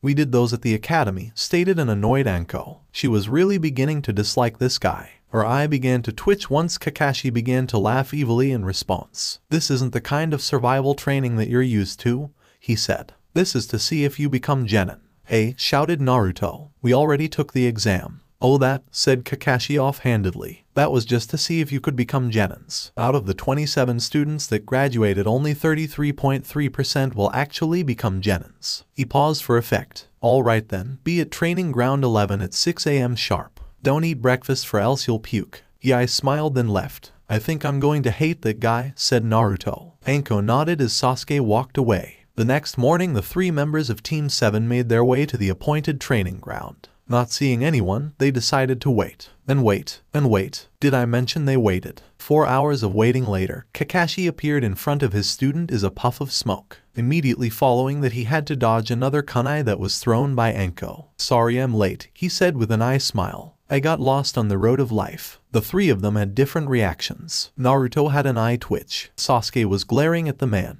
Anko just pulled out another kunai and threw it at him. Only this time it was aimed at his groin. Kakashi vanished and then reappeared near some posts, and sent down some boxed lunches. Then he pulled out an alarm clock and set it near the lunches. When he turned to look at his students, he saw that Sasuke's eye was twitching. Naruto was gritting his teeth, and Anko was seeing red. "What is that?" said Naruto as he pointed at the alarm clock. "What we think it is." Kakashi nodded. "And you're still late," growled Anko. "How the hell did you ever get to be a jonin?" "You should know that this test ends for everyone at noon," said Kakashi as he ignored that last question. The three of them gasped. While they had been waiting for him, all of the other teams were most likely finishing up. Elsewhere, "Where is Haruno?" said the Jonin sensei for Team 4. The other two just shrugged. "Well, I won't tolerate this anymore. When you next see Sakura, tell her she is the reason you two were sent back to the academy. As for her, she's being bumped out of the program. Now that I have your attention, I will explain the rules." Kakashi pulled out 2 bells. "All you have to do is get one of these bells from me before the timer sounds." "I think you're missing one," said Naruto. "There's only 2. "That's right, Naruto," said Kakashi. "There are only 2 bells. That means at least one of you will fail. The person who doesn't get the bells will be tied to a post and is forced to watch everyone else eat. Also, that person will be sent back to the academy." As he said this, he was looking at both Naruto and Anko, as if he was trying to guess which one would fail. He then tied the 2 bells onto his side. "Now, I want you to come at me with everything you have. Attack me with the intent to kill. If you don't, you will never pass. Begin." As soon as he said that, the 3 young shinobi vanished from sight. Over with Iruka and the Hokage. Everyone's favorite scar-faced Chunin was looking over Kakashi's history with his genin teams. However, all he saw were the names of people he had failed and then kicked out of the program. When he reached the last page, he realized that Kakashi had never passed a single student in his entire career. "Why did you assign Naruto under this man?" demanded Iruka. "I taught a lot of people who were sent to him, and I know they would have become good shinobi. And look, they were kicked out. I did it because it is the best way for Anko and Naruto to pass," said the old Hokage. "I don't get it," said Iruka. "How does putting them with Kakashi help them pass?" "I have long suspected that the council and Kakashi have come to some sort of agreement," said Sarutobi. "They want him to be Sasuke's sensei regardless of the consequences. If I am right, Kakashi has been failing his students on purpose so he would be free to be Sasuke's sensei. And since it's an all-pass or all-fail test, he can't just allow Sasuke to be his only student. And if he fails them, the council will be on his butt. They want Sasuke to become a good shinobi as fast as possible so he can revive his clan faster. But if you're wrong, then they still might fail," thought Iruka. "I have no doubt that Naruto and Anko will work as a team. But Sasuke is a different matter. He has the skills, but he lacks the mentality. He thinks of others as dead weight that will just get in the way. You'd sooner see Orochimaru doing a Kenkan dance than Sasuke working with others." Sarutobi stared at the young Chunin. "Never put that image in my head again," he said. "So Anko-chan, how do you want to do this?" asked Naruto quietly. They were hiding in a tree while staring at Kakashi, who hadn't moved in the last half hour. "Well, first we need to know how serious he's going to be taking us," said Anko. "Most likely, he'll treat us like we're a joke. So if he does, then we have the element of surprise. If he does take us seriously, then we'll have no choice but to bring out the big guns." Naruto's eyes widened. "Not the big guns." "All right then," said Naruto. "I'll go first. If he isn't taking us seriously, then while I catch him off guard, you can get his bells." Kakashi scanned the area. So far their ability to hide themselves was in the acceptable range. Now he just had to wait for them to come and try to take the bells. After all, why go out looking for them when they had to come to him? "I wonder who will try first." As soon as he thought that, Naruto jumped in front of him. "Hey," said Naruto, "we're going to fight now. You know, compared to the others you're a little weird," deadpanned Kakashi. Naruto shocked him by grinning. "I like to do things my own way even if it doesn't make sense," he said. He then began to do some quick stretches. "Now let's have a good fight." "Very well," said a bored Kakashi. Lesson 1, Taijutsu. He then reached behind his back and pulled out an orange book. In one motion he opened it and began to read. "Begin whenever you're ready." "What are you doing?" asked an annoyed Naruto. "It seems you really did earn your title of being dead last," said Kakashi. "What's it look like?" "I'm reading." Naruto's eye twitched. "I know what you're doing," he said. "Why are you reading?" "To see what happens next," replied Kakashi. Naruto sighed. "This won't feel right," he said. "Don't worry," said Kakashi. "Your attacks won't affect me at all." "Fine," said Naruto as he charged at Kakashi. He started with a right hook which Kakashi blocked with one hand and without looking away from his book. Naruto tried again with his left, then his right, and then a high jump roundhouse kick. Kakashi blocked them all with ease. Naruto then aimed for the older nin's gut, but Kakashi vanished from sight and appeared crouched on the ground with his hands in the Tora position. "Never allow your opponent to get behind you," said Kakashi. Anko and Sasuke tensed in fear. They knew that the Tora sign was needed for Katen jutsus, Konohagakure hidden, Taijutsu no Ogi, Senin Goroshi. With that, Naruto went flying into the air while holding his butt. But imagine Kakashi's surprise when Naruto did a backflip in the air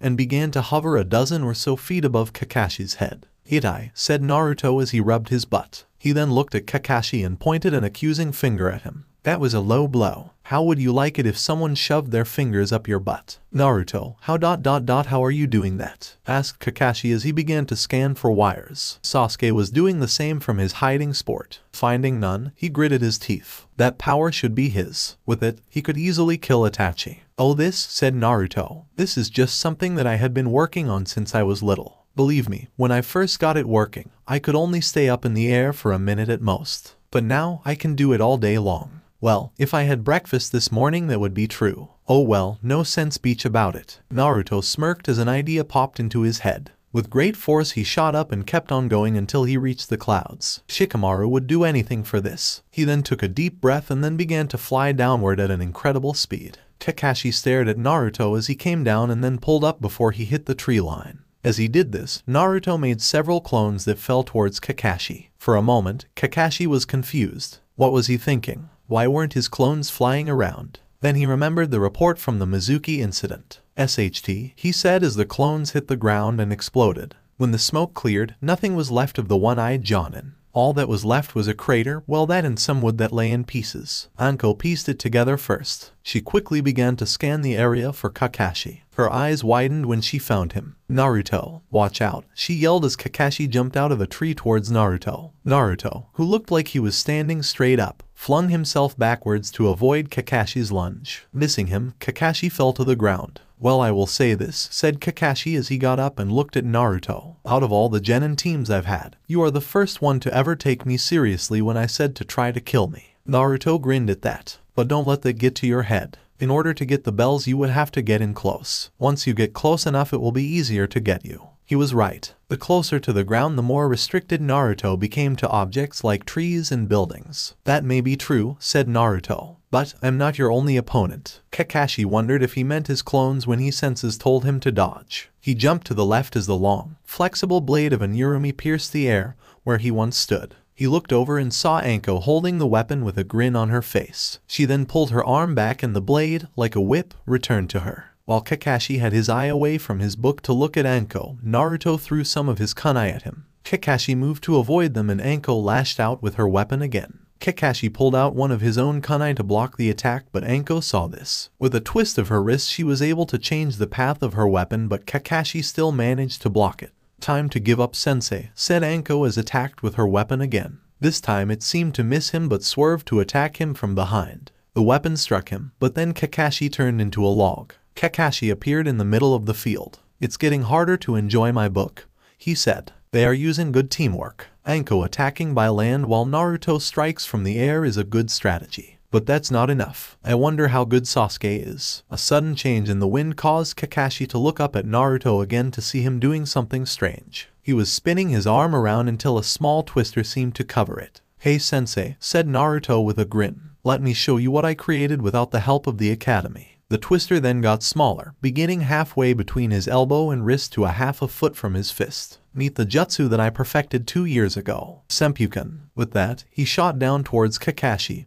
who dodged it. However, he didn't get far enough away due to him misjudging the damage that it would cause. When Naruto struck the earth, Kakashi was blown away by the winds. Kakashi slowly got up a few yards from where he was thrown. "That jutsu is like my Reikiri but with wind." He then noticed that Naruto hadn't taken to the sky again. He was panting and beginning to sweat a little. But it seems that he is running low on chakra. Not surprising considering he's been flying, using Bunshin Daibakua, and now that Senpuken at half strength. "I better end this." "Time for lesson 2, Jinjutsu," said Kakashi. He got up. He then did several hand signs and a few moments later, both Anko and Naruto looked like they were about to nod off. A few seconds after that, they were both asleep. My turn, said Sasuke as he appeared to challenge Kakashi. I'm not like the others. Now it's time to see what the #1 rookie can do, said Kakashi as he put away his book. As the two began to fight, Sakura was watching them and cheering for Sasuke in her mind. By the look of her, she had been watching him and only him since he got to the training field. She then held her breath when Sasuke touched a bell, but failed to take it. As he got up, he began to make hand signs. That looks like an advanced jutsu, thought Sakura. No one just out of the academy can do something like that. Not another one, thought Kakashi. Katen, Gakakyu no Jutsu. With that, Sasuke unleashed a large fireball on his sensei. When the attack ended, he saw nothing of the one-eyed Jonin. Then hands grabbed him from the ground and pulled him under while saying, Daten, Shinju Zanshu no Jutsu. Soon Sasuke was just ahead. A few minutes later, he heard the sound of the alarm. Time to decide their fates, he said with an eye smile. Chapter 6. What is with pain? It's just changing way too fast. 1 minute we think we know who he is and then the next we have no clue. Nagato was the one to have the Rinnegan and now 6 people who met Jiraiya on his journey have it. So how the hell is pain? But we finally saw Naruto's mother. Finally. And it turns out they named him after a character in Jiraiya's books. Still, I had a feeling that Naruto was the destined child. Jiraiya did the same thing as Orochimaru and assumed that a bloodline made the difference and all that stuff. Well, at least he realized it in the end. Now, a moment of silence for Iro Senin. Thanks for the comments on the last chapter. Now to answer some of them. No, there will be no wind scar in this story and I have already given Naruto a weapon. Yes, Anko never went for the bells. Kakashi did say to come at him with the intent to kill, and taking the bells off a dead body is much easier than trying it when they are alive. No, I was not being harsh with Sakura. I never liked Pinky because all she did in the first part was be, well, useless. And I can see her doing that if she hadn't been placed on Team 7. She'd be worried on how Sasuke was doing and would disregard everyone else. In the canon, she broke up her relationship with her best friend for Sasuke, so I don't think she would have any problem with abandoning people who she barely even knows. Now, let's rock. Hey Hinata-chan, yelled Naruto when he spotted Hinata on the streets. Said girl turned around and saw Naruto and Anko walking towards her. They were both grinning slightly. Naruto-kun. Anko, she said. How did your exam go? We'll tell you over ramen, said Naruto as his grin got a little bigger. Hinata nodded and the 3 of them headed towards Ikaruka's ramen. Hyuga Hanabi was at that moment walking home. As she walked she would let out a small sigh every few minutes. Her flower arrangement class had bored her to death. Again, it wouldn't have been as bad if she wasn't the only person in the class that was under 15.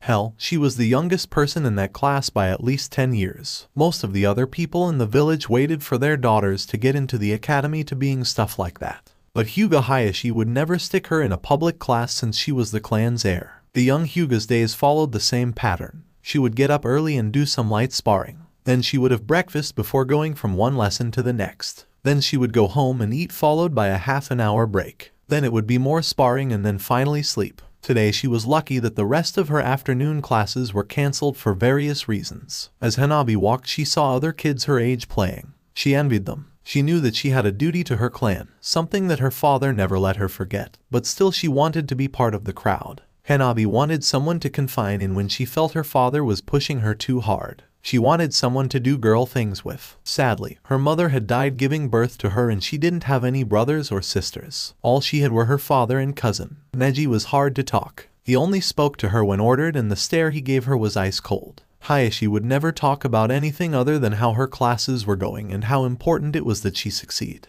At least Tusan is letting me join the academy, said Hanabi to no one. Maybe then I'll make some friends. It was then that she passed Ikaruka's ramen stand. She had passed by it many times in the past. The scents coming from it always made her stomach growl, but she never went there. Her father had told her that she should never disgrace herself by eating at places commoners eat. As usual, there was the same loud blonde that seemed to be there all the time. With him were 2 girls. One had purple hair and was wearing a trench coat. She was eating dango while helping the blonde tell a story to the other girl. Hanabi stopped dead in her tracks when she saw the other girl. She had blue hair and had the same lavender eyes as her clan did. But she knew every main branch member of the family, and that girl didn't have a birdcage seal on her, or at least she couldn't see from her point of view. So, who was she? The blue-head girl turned her head slightly and the Hanabi let out a light gasp. That girl resembled the pictures of her mother. Who was this girl? This was something that Hanabi had to find out. So she went across the street and began to spy on them. "So how did you pass?" asked Hinata after they told her about the Jinjutsu. "Well, he kind of just passed us," said Anko as she took a bite of her dango. Naruto nodded as he slurped his ramen. Flashback. Kakashi had placed all 3 of the genins in front of the posts. Sasuke began to brush off the dirt on his clothing as Naruto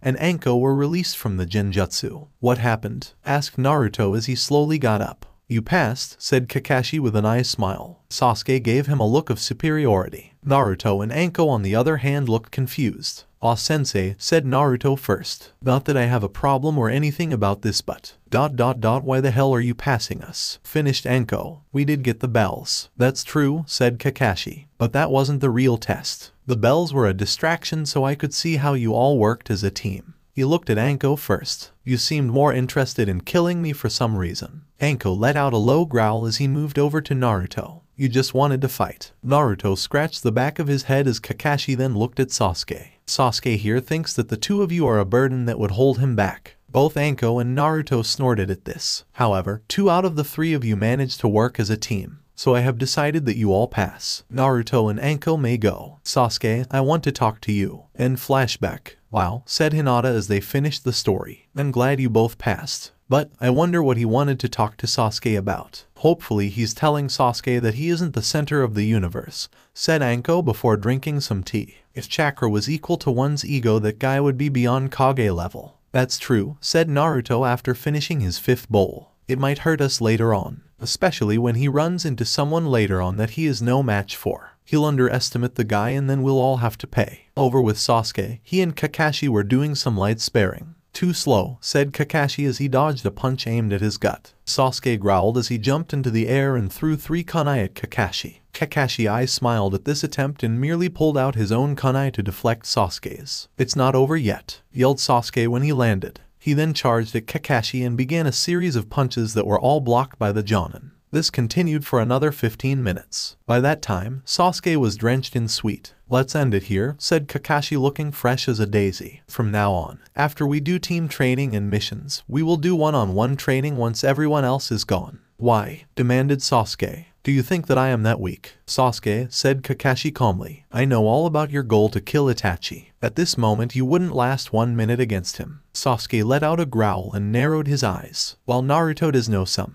interesting jutsus and Anko has her own impressive skills, they will be no match for you once you active your Sharingan. Once it has been fully awakened, you will be in a position to copy their styles and jutsus for yourself." Sasuke smirked at this. "Is that why you really passed us?" asked Sasuke. "Perhaps," said Kakashi with a nice smile. "I will admit that I am curious to how the Senpuken works." Then Kakashi became serious. "Alright, I want you to get some rest. Tomorrow will be a big day for you." "Say, Hinata-chan, would you like us to walk you home?" asked Naruto as they left the ramen stand. Anko gave the blonde a bump on the head. "Baka," she said, "don't go volunteering me to do stuff." She then gave him another bump on the head. "Besides, she's a big girl. I'm sure she'll be alright." Anko then turned to the former Hyuga and smirked. "Right, Hinata?" When Naruto had first asked her if she wanted to be walked home, Hinata's face turned bright red. However, after what Anko said, it was red for a different reason. Anger. She wanted Naruto to walk home with her. However, after what Anko said, asking him to do that might make her look pathetic. Hinata knew why she was doing this. Anko also had feeling for Naruto. How did she know this? It was simple. Hinata accidentally stumbled upon Anko's pink diary with unicorns on the cover one day while she was at her place. Since then, whenever she got the chance, she would sneak a peek. It turned out that Anko had developed feeling for him about a year ago. Not surprising since they were always together and that they had the same personality. One thing they would agree on was that they didn't want to share the blonde. "That's true," said Hinata with a smile of her own. "But since Naruto-kun did make the offer, I would be happy to accept." Hinata then went over to Naruto and grabbed one of his arms. She then held onto it tightly while blushing madly. "After all, that is what a gentleman does. Right, Naruto-kun?" I guess so," said Naruto nervously, having no idea what was really going on.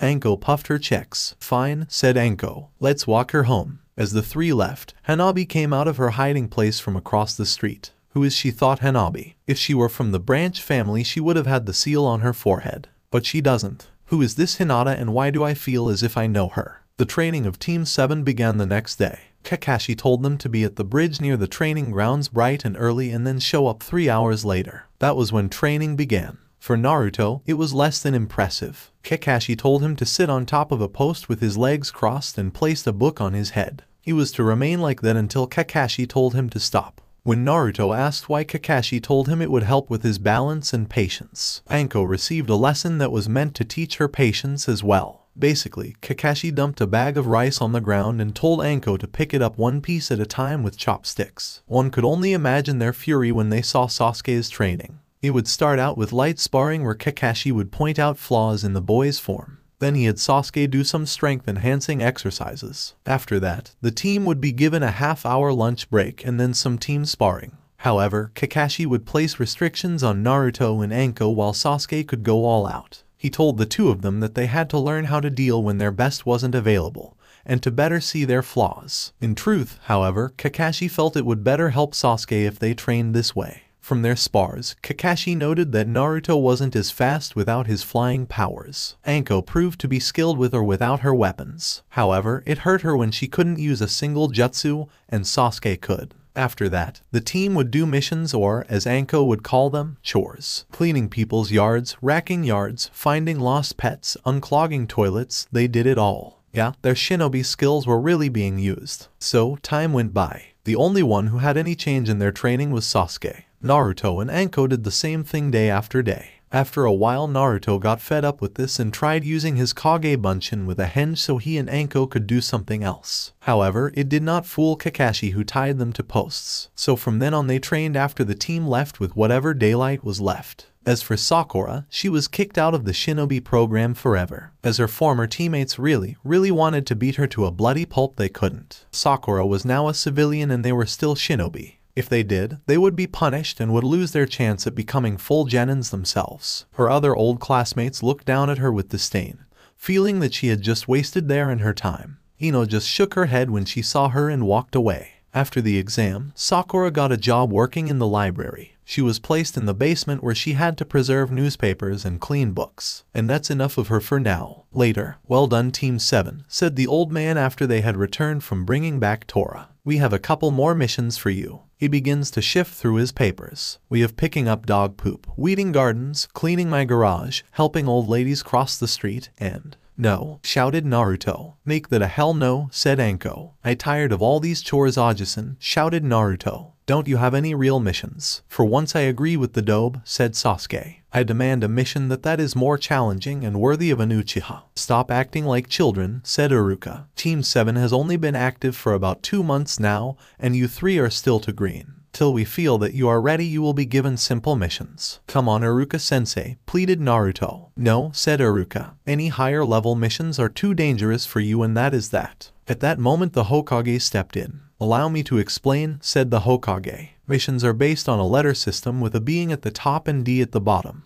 A ranked missions are for Jonin and ANBU. The ranked missions are for rookie Jonin and high Chunin. C ranked missions go to Chunin and experienced Genin. D ranked missions are for you rookies so that you can work on teamwork. We will get the occasional S ranked mission, but that's not for you to worry about." "But how are you supposed to know when we are ready for something when we don't do anything to prove it?" demanded Anko. "We could hunt down that stupid cat for years and it would show how well we can perform on a higher ranked mission." "Isn't there a mission that we can do?" asked Naruto. "We're not asking for an assignation mission or anything major, just a chance to prove that we can do something more than what we are doing now." The Hokage took a drag. He hated to admit it, but they had a point. Perhaps it was time for them to see the real world. "Very well," said the Hokage. "We do happen to have a mission that Team 7 would be able to do. It is a simple escort mission." "Cool," said Naruto. "What kind of escort are we doing?" asked Anko eagerly. "Are we protecting some daimyo? Or maybe a princess?" asked a hopeful Naruto. "Easy," laughed the Hokage. "I was about to introduce him. You may come in now." Team 7 turned their head to face the door on the other side of the room. Slowly it opened to reveal an old drink man holding a large bottle of sake. "What's this?" he asked. "These are just some super brats, especially the midget with the super stupid looking face." Naruto laughed. "I wonder who he's talking about. A midget with..." Naruto stopped there when it began to dawn on him.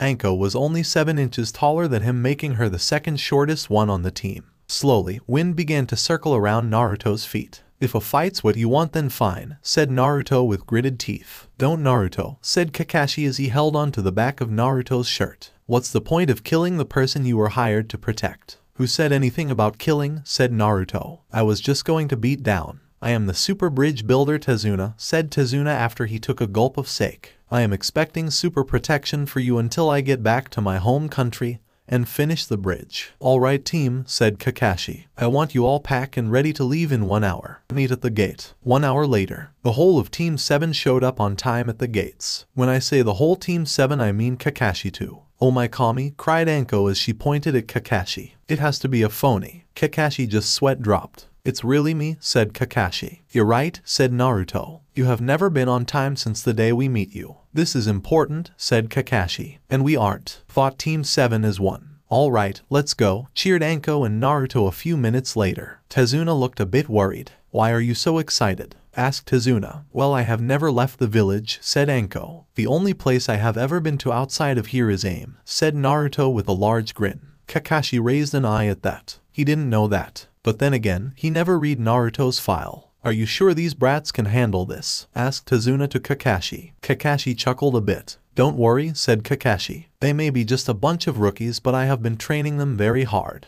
Anko and Naruto turned around to glare at Kakashi. And if things go wrong, I will step in and take care of things myself. I am a Jonin after all. I hope so, said Tezuna as he and Team 7 left the village. We're incredible, said Naruto as they walked. Anko-chan is going to be the next head of the ANBU torture and interrogation, and I'm going to be the Hokage someday. Just you wait and see. I'm Uzumaki Naruto, so remember it. Tezuna just took another gulp of his sake. The Hokage is the #1 person in your village, right? He asked. I doubt that someone like you could ever make it to Hokage. Shut up, said Naruto. I'm prepared to do anything to become Hokage. Once I become Hokage, then even you will have to respect me. No, I won't, said Tezuna. Later. Hey sensei, said Anko after they had been walking for a while. What is it? Asked the lazy Jonin. Are there any shinobi in Nami no Kuni? Asked Anko. No, he responded. If there were, then Tezuna-san wouldn't have hired us. There are many different villages. However, only 5 largest countries hold the villages where one can receive the title of Kage. They are the Mist, Leaf, Sand, Rock, and Cloud. Their leaders are the Mizukage, Hokage, Kazekage, Tsuchikage, and Reikage. So will we be facing any shinobi? Asked Anko hopefully. Doubtful, answered Kakashi. That's a pity, said Naruto. I was really hoping to see some action.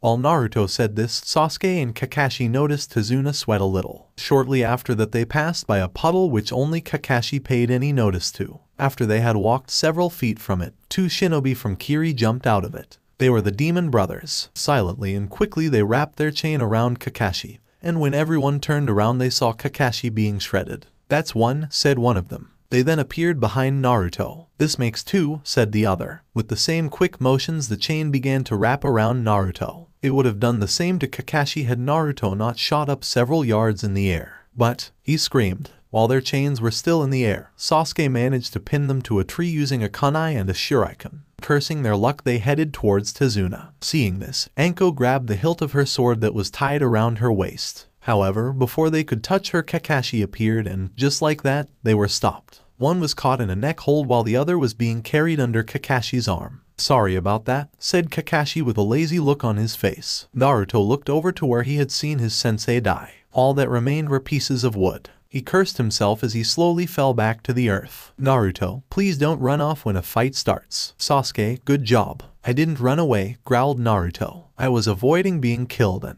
That's enough, Naruto, said Kakashi. He then turned to Tezuna. Tezuna, why did you lie to us? I don't know what you're talking about, said Tezuna. The reason I didn't take this idiots out earlier was because I wanted to see who they were really after, said Kakashi. They were after you. You hired us to protect you from bandits and things like that. But protecting you from shinobi is at least a B-ranked mission. So tell why you lied to us. I guess I might as well tell you, said Tezuna with a sigh. There is an evil businessman named Gato who is after me. Publicly, he owns a shipping company, but that's only a cover. He's a smuggler and drug dealer. He came to Wave a few years ago and took over the country. He controls all the ports and has caused our land to become isolated and impoverished. So why is he after you? Asked Naruto. Because I'm building a bridge, said Tezuna. When it is finished, it will connect our land with the outside world and we will be able to trade freely once again and our economy will recover. So, if you knew this, then why didn't you ask for better ninjas? Asked Anko. Too expensive. If I told them all of that, then I couldn't afford you guys. Please, I'll pay you all back once our economy recovers. I don't see why we should, said Kakashi. It's not our problem, and since you lied to us, that means that the mission is terminated. No way, yelled Naruto. Come on, this is our first real mission and you just want to walk away. No, said Sasuke with a smirk. You would rather fly away. I wasn't flying away, team, shouted Naruto. If I hadn't done that, I would never have seen. Stop it, Naruto, said Kakashi as he rubbed his head. We now have to decide on what to do. Please help us, said Tezuna. But, if you don't, my daughter will hate the leaf forever and my super cute grandson will cry. Kakashi's sweat dropped. Fine, we'll help you, said Kakashi with a sigh. Hey Naruto, said Anko as she walked over to him. What were you trying to say earlier? I was going to say I was also looking to see if there were any other shinobi in the area, said Naruto. As I was coming down, I thought I saw one running away from here. That would mean they will be regrouping, said Sasuke. You are very right, said Kakashi as he nodded to Sasuke. He then looked at Naruto. Well, it looks like your act of cowardness paid off in the end. With that, he began to walk away. I really hate him, growled Naruto. Team 7 along with Tezuna traveled for a couple of days until they reached Nami no Kuni. A boat was waiting for them and snuck them in. Once they got to shore, Tezuna told them that they would be staying at his place. As they walked in the forest, Naruto heard a noise in the bushes and threw a kunai at it. A white rabbit jumped out of the bush and ran away. What are you doing, Delb? Asked Sasuke. I thought I heard something, said Naruto in defense. Interesting, said Kakashi as he rubbed his chin.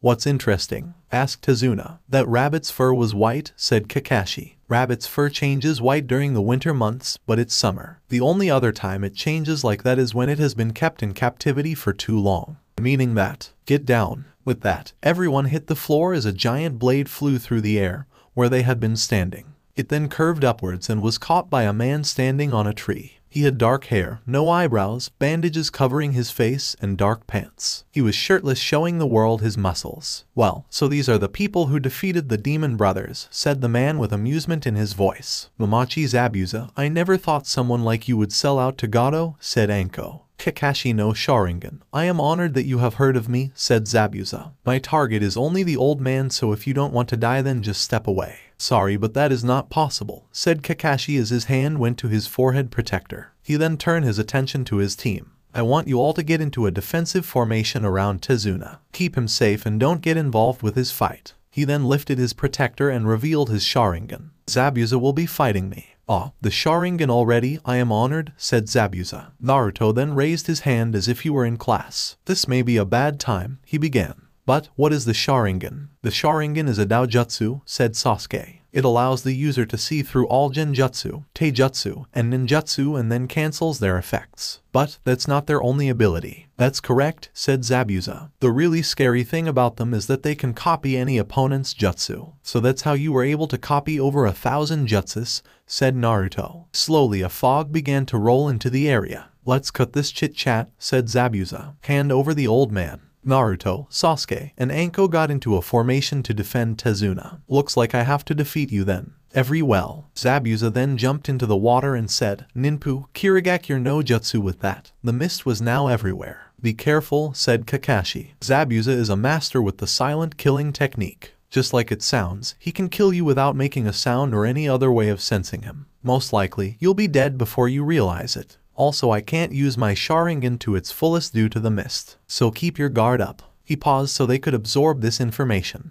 But if you fail, you'll only die. No big deal really. What the hell? Growled Anko. 8 points, said Zabuza from all directions. Liver, lungs, spine, collarbone, jugular vein, larynx, kidneys, heart. So many wonderful choices. Kakashi, who was getting tired of this, flared up his chakra to dispel this mist. What a powerful killing intent, thought Sasuke. If I make a single mistake, I'll die. I can't stand this. I'd rather kill myself than take this much longer. Before he could carry out his plan, Kakashi spoke to him. Don't worry, Sasuke, he said. I won't let anything happen to you. His eyes then widened when he saw that Zabuza had appeared in the middle of their defenses. Using his speed, Kakashi raced over to them, knocking them down and embedding his kunai into Zabuza's chest. The 3 genins stared at Zabuza as his chest dripped. Water. Behind you, sensei, called out Anko. As Kakashi turned around, the Zabuza he had stabbed turned into a puddle of water as the real Zabuza cut him in half. Zabuza looked very pleased with himself until Kakashi turned to water. A Mizu Bunshin, said Zabuza in shock. He must have copied it even in the mist. Then he felt a kunai press against his throat. "This is the end," said Kakashi. Zabuza just chuckled. "Is it?" he asked as he turned into a puddle of water and the real one appeared behind Kakashi. "I don't think so." With that, the real Zabuza swung his sword in an attempt to cut the real Kakashi in half. Kakashi ducked, but Zabuza used the momentum of his swing and turned it into a kick that sent the real Kakashi into the water. As Kakashi slowly began to climb onto the water's surface, Zabuza made same hand signs and said, "Suryo no Jutsu." Kakashi was now trapped in a sphere of water. "SHT," said Kakashi in the water prison. "Don't worry, Kakashi," said Zabuza. "I'll finish you off later. First, Mizu Bunshin no Jutsu." "You three are just brats," said the water clone as it appeared on dry land.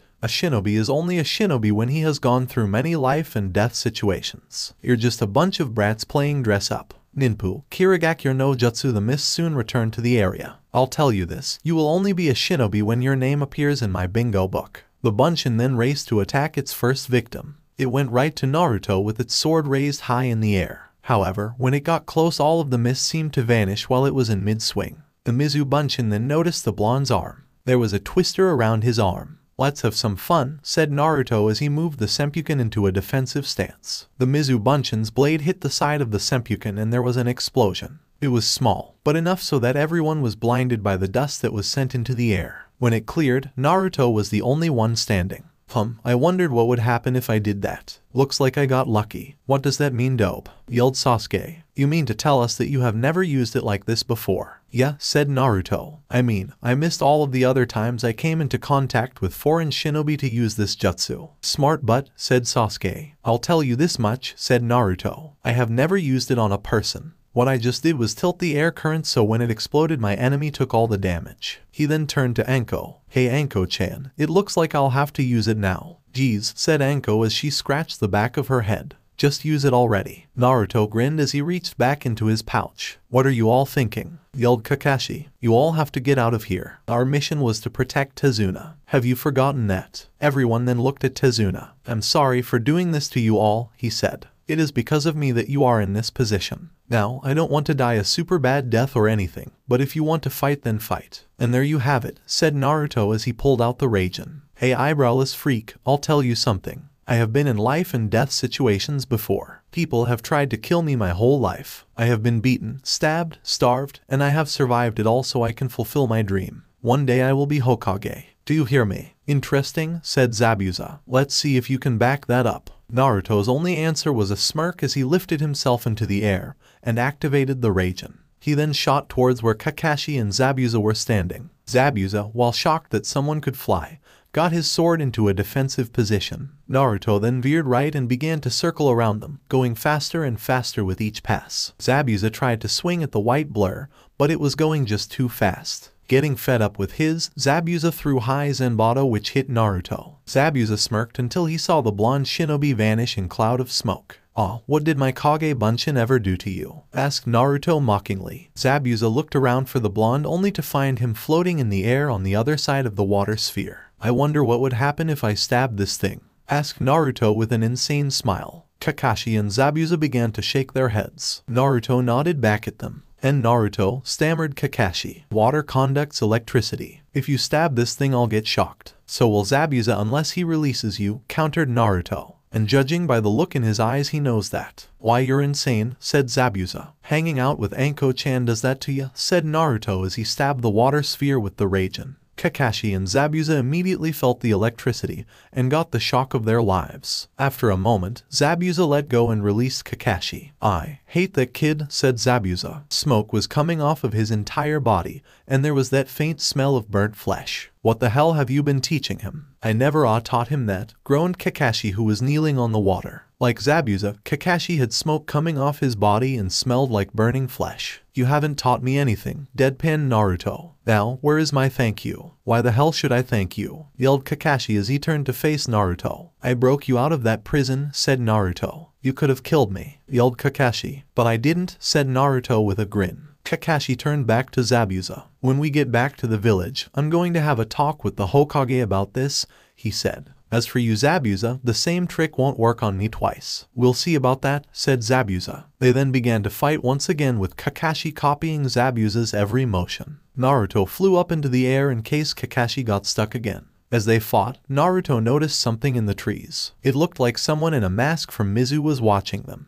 Naruto kept an eye on this person until he heard Kakashi say, Fūton, Deibakufu no Jutsu. Naruto then looked down to see Zabuza being blasted by a large blast of water that sent him into a tree. Can you see the future? Asked Zabuza as Kakashi stood above him. Hi, said Kakashi as he pulled out his kunai. And your future is death. It was then that two senbon's needles stuck Zabuza in the neck. After everyone was done with their looks of surprise, Kakashi went over to check out Zabuza. He's dead. Thank you for your assistance, said the masked person as he came out of hiding. I was afraid that I would not be enough to take down the legendary demon of the bloody mist. The person then gave them a bow. An oinen, said Kakashi. What's an oinen? Asked Naruto as his feet touched the ground. They are a group that hunts down traitors that abandon their villages, said Kakashi. They are to kill them and then dispose of the body so that their village secrets won't fall into the enemy's hands. That is correct, said the oinen in a very feminine voice. Now I must dispose of the body. The oinen then vanished and then appeared next to Zabuza. Carefully, the oinen picked him up and the two vanished. That was super good work, said Tezuna. Let me take you back to my home for some super sake and some rest. Hi, said Kakashi. He then noticed that something was missing.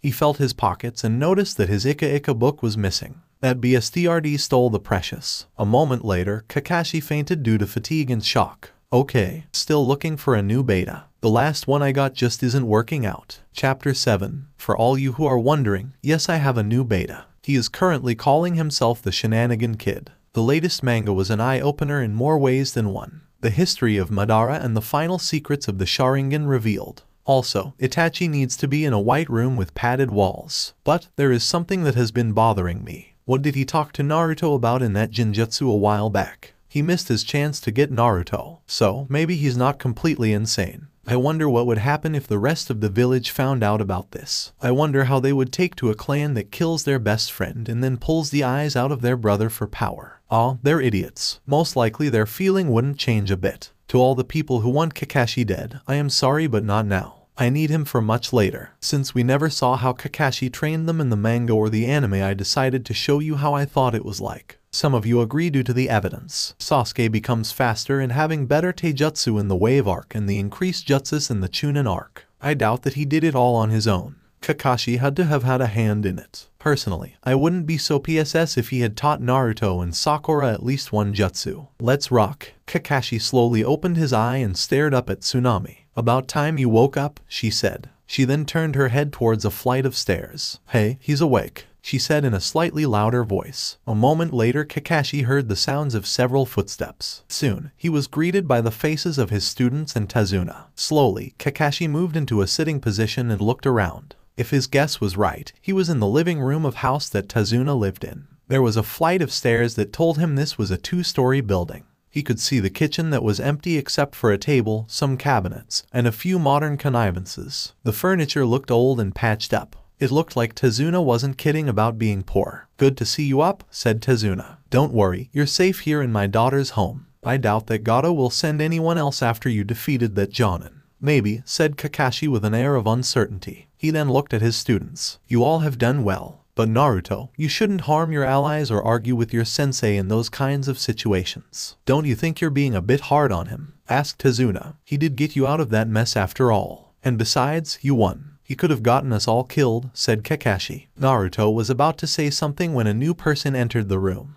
Inari, said Tezuna as he looked over at the boy. He was wearing green overalls and a blue shirt. On his head was hat. Everyone, I would like you to meet my super grandson Inari. Inari, these are the people who risk their lives to save me. There's no point, said Inari. To what? Asked Anko with a raised eyebrow. What you are doing, answered Inari. No matter what you do, Gato will kill you. And with that he turned around and headed out the door. Inari, wait, cried the boy's mother as she raced out the door after him. Humph, said Sasuke. Took the words right out of my mouth, said Anko as she crossed her arms. Naruto said nothing but gritted his teeth. Never mind him, said Kakashi as everyone turned their attention back at him. Right now we have more important things to worry about. The more I think about it, the more I believe that Zabuza is alive. But we saw him die, said Sasuke. Think about it, said Kakashi. An Oinin is in charge of disposing of the nuke nin's body. But instead of doing it right then and there, he moved the body. Also, consider the weapon that he used. Senbon needles don't do that much damage. But an Oinin has knowledge of the human body so that he would know where all the weak points are. He could easily hit a nerve that could put someone in a dead-like state. That said, I believe that they are working together. Don't you think that you are overthinking this? Asked Tazuna. Kakashi shrugged. I'd rather train them from something that won't happen than to not train them for something that will happen, replied the Cyclops. Besides, I want my book back. Everyone's sweat dropped as he ruined the moment. Over in an open field, Haku examined the body of Zabuza. After a few minutes she then unwrapped some tools and selected something that looked like tweezers. Slowly she moved the tool near the man's neck in an attempt to remove the needles. However, Zabuza woke up and pulled them out himself. You really shouldn't do things like that, said Haku as she took off her mask. Those needles were in deep. You could have seriously put yourself in danger. Also, reached into the large man's pants pocket and pulled out an orange book. If you have time to grab something like this, then you have time to kill your opponent. Shut up, stammered Zabuza as he tried to get the book back. It was bad enough that the girl was scolding him like a child, but finding out he had PRN was even worse. She just didn't understand that he was a man with needs. And since they were on the run, he couldn't stay in one stop long enough to meet a woman. So that book would have to do. Unfortunately for him, Haku wouldn't let him get his hands back on the book. I would have had him if it wasn't for that Gaki with the Raijin. Oh, said Haku with interest. So that was the Raijin. I always wondered what it looked like. The Raijin, said Zabuza as he continued to try and grab the book. One of the 5 great elemental weapons. Each one, like the Kage, represents one of the 5 great shinobi nations. I had heard that that sword had been returned home. But I never thought that a kid would have it. A flying kid at that. Now I have one more reason to go after the bridge builder. With that weapon I will be one step closer to reaching my goals. The Raijin or the blonde? Asked Haku. Maybe both, said Zabuza with a grin. He could see it now. The blonde could fly into the village and drop exploding tags all over the place while he snuck in.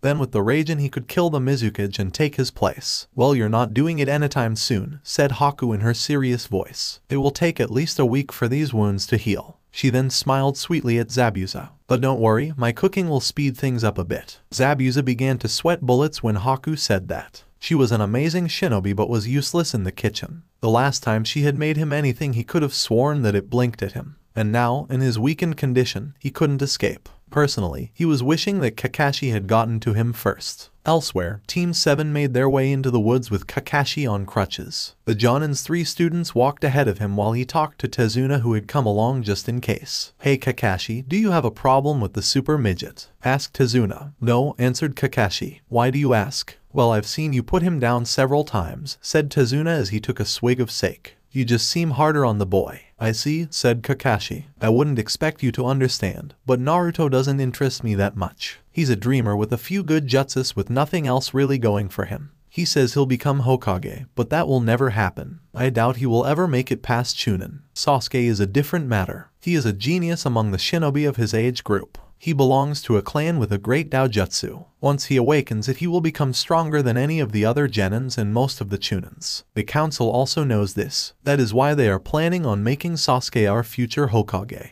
I don't know everything about the shinobi world, said Tazuna as he scratched his head. But doesn't the Hokage choose who will succeed him? That's what I heard at least. Hi, said Kakashi. The council plans on making a strong case for Sasuke's selection. Sarutobi-sama will see the light sooner or later. I don't think I'll ever understand the shinobi world, thought Tazuna. Alright, let's stop here, said Kakashi as them came into a clearing. His 3 students turned around and waited for their sensei to tell them what they were going to be doing. To get you all ready in case Zabuza really is alive, I will be teaching you a technique that some Jonins can't even do. And what is that? Asked Sasuke. To climb trees, said Kakashi with an eye smile. His students seemed less than impressed. We already know how to climb a tree, said Sasuke as he crossed his arms. Kakashi didn't say anything as he walked slowly over to a nearby tree and walked up it without using his hands. The ease in which he did it made it look more like he was walking on the ground. When he reached the first branch that looked like it would hold him, he walked under it so he was upside down.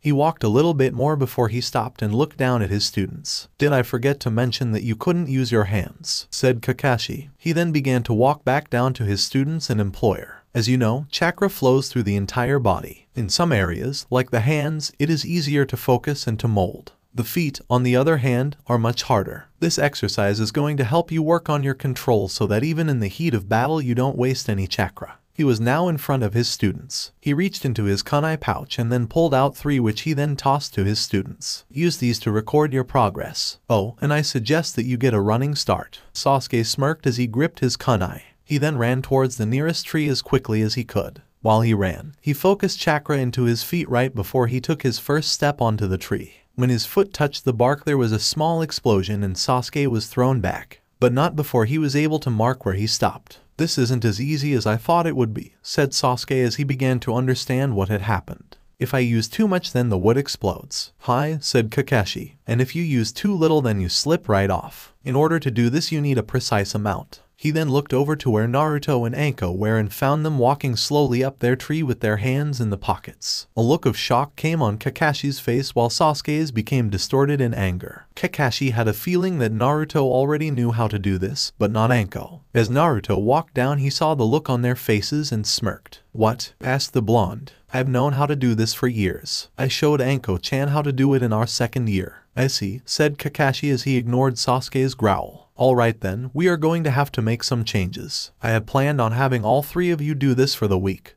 but seeing this means that 2 of you need other things to do. Sasuke, I want you to keep working on this until you have mastered it. Naruto, when Sasuke is done I want you to teach him one of your jutsus." "Like hell I will," yelled Naruto. Kakashi just gave the boy a lazy look like he didn't care. "Naruto," he said firmly, "this is not a request, it's an order. I would do it myself but I'm in no condition. And I don't want you to teach him anything useless like the Warok no Jutsu that I have heard about." Naruto balled up his fists so tightly that they began to bleed. Kakashi saw this but said nothing as he turned to Anko. "You will be on guard duty starting tomorrow." "But what about my training?" she demanded. "Train while you guard him then," said Kakashi as he turned around and began to walk away with Tazuna. As he walked with Tazuna, Anko gave him the one-figured salute. "So," said Tazuna once they were out of range, "explain to me how that super brooder is the best when he needs the help of the hopeless dreamer." Kakashi groaned. "Just show me where I can get a new book," he said. Tazuna sighed. "I'm sorry to say this," said the old bridge builder. "The Gato hogs all of those books. There's not a single one in this country." At that, Kakashi screamed. Teammates stood before the Hokage as they finished their debriefing. Since Team 7 left there had been an increase of available mission.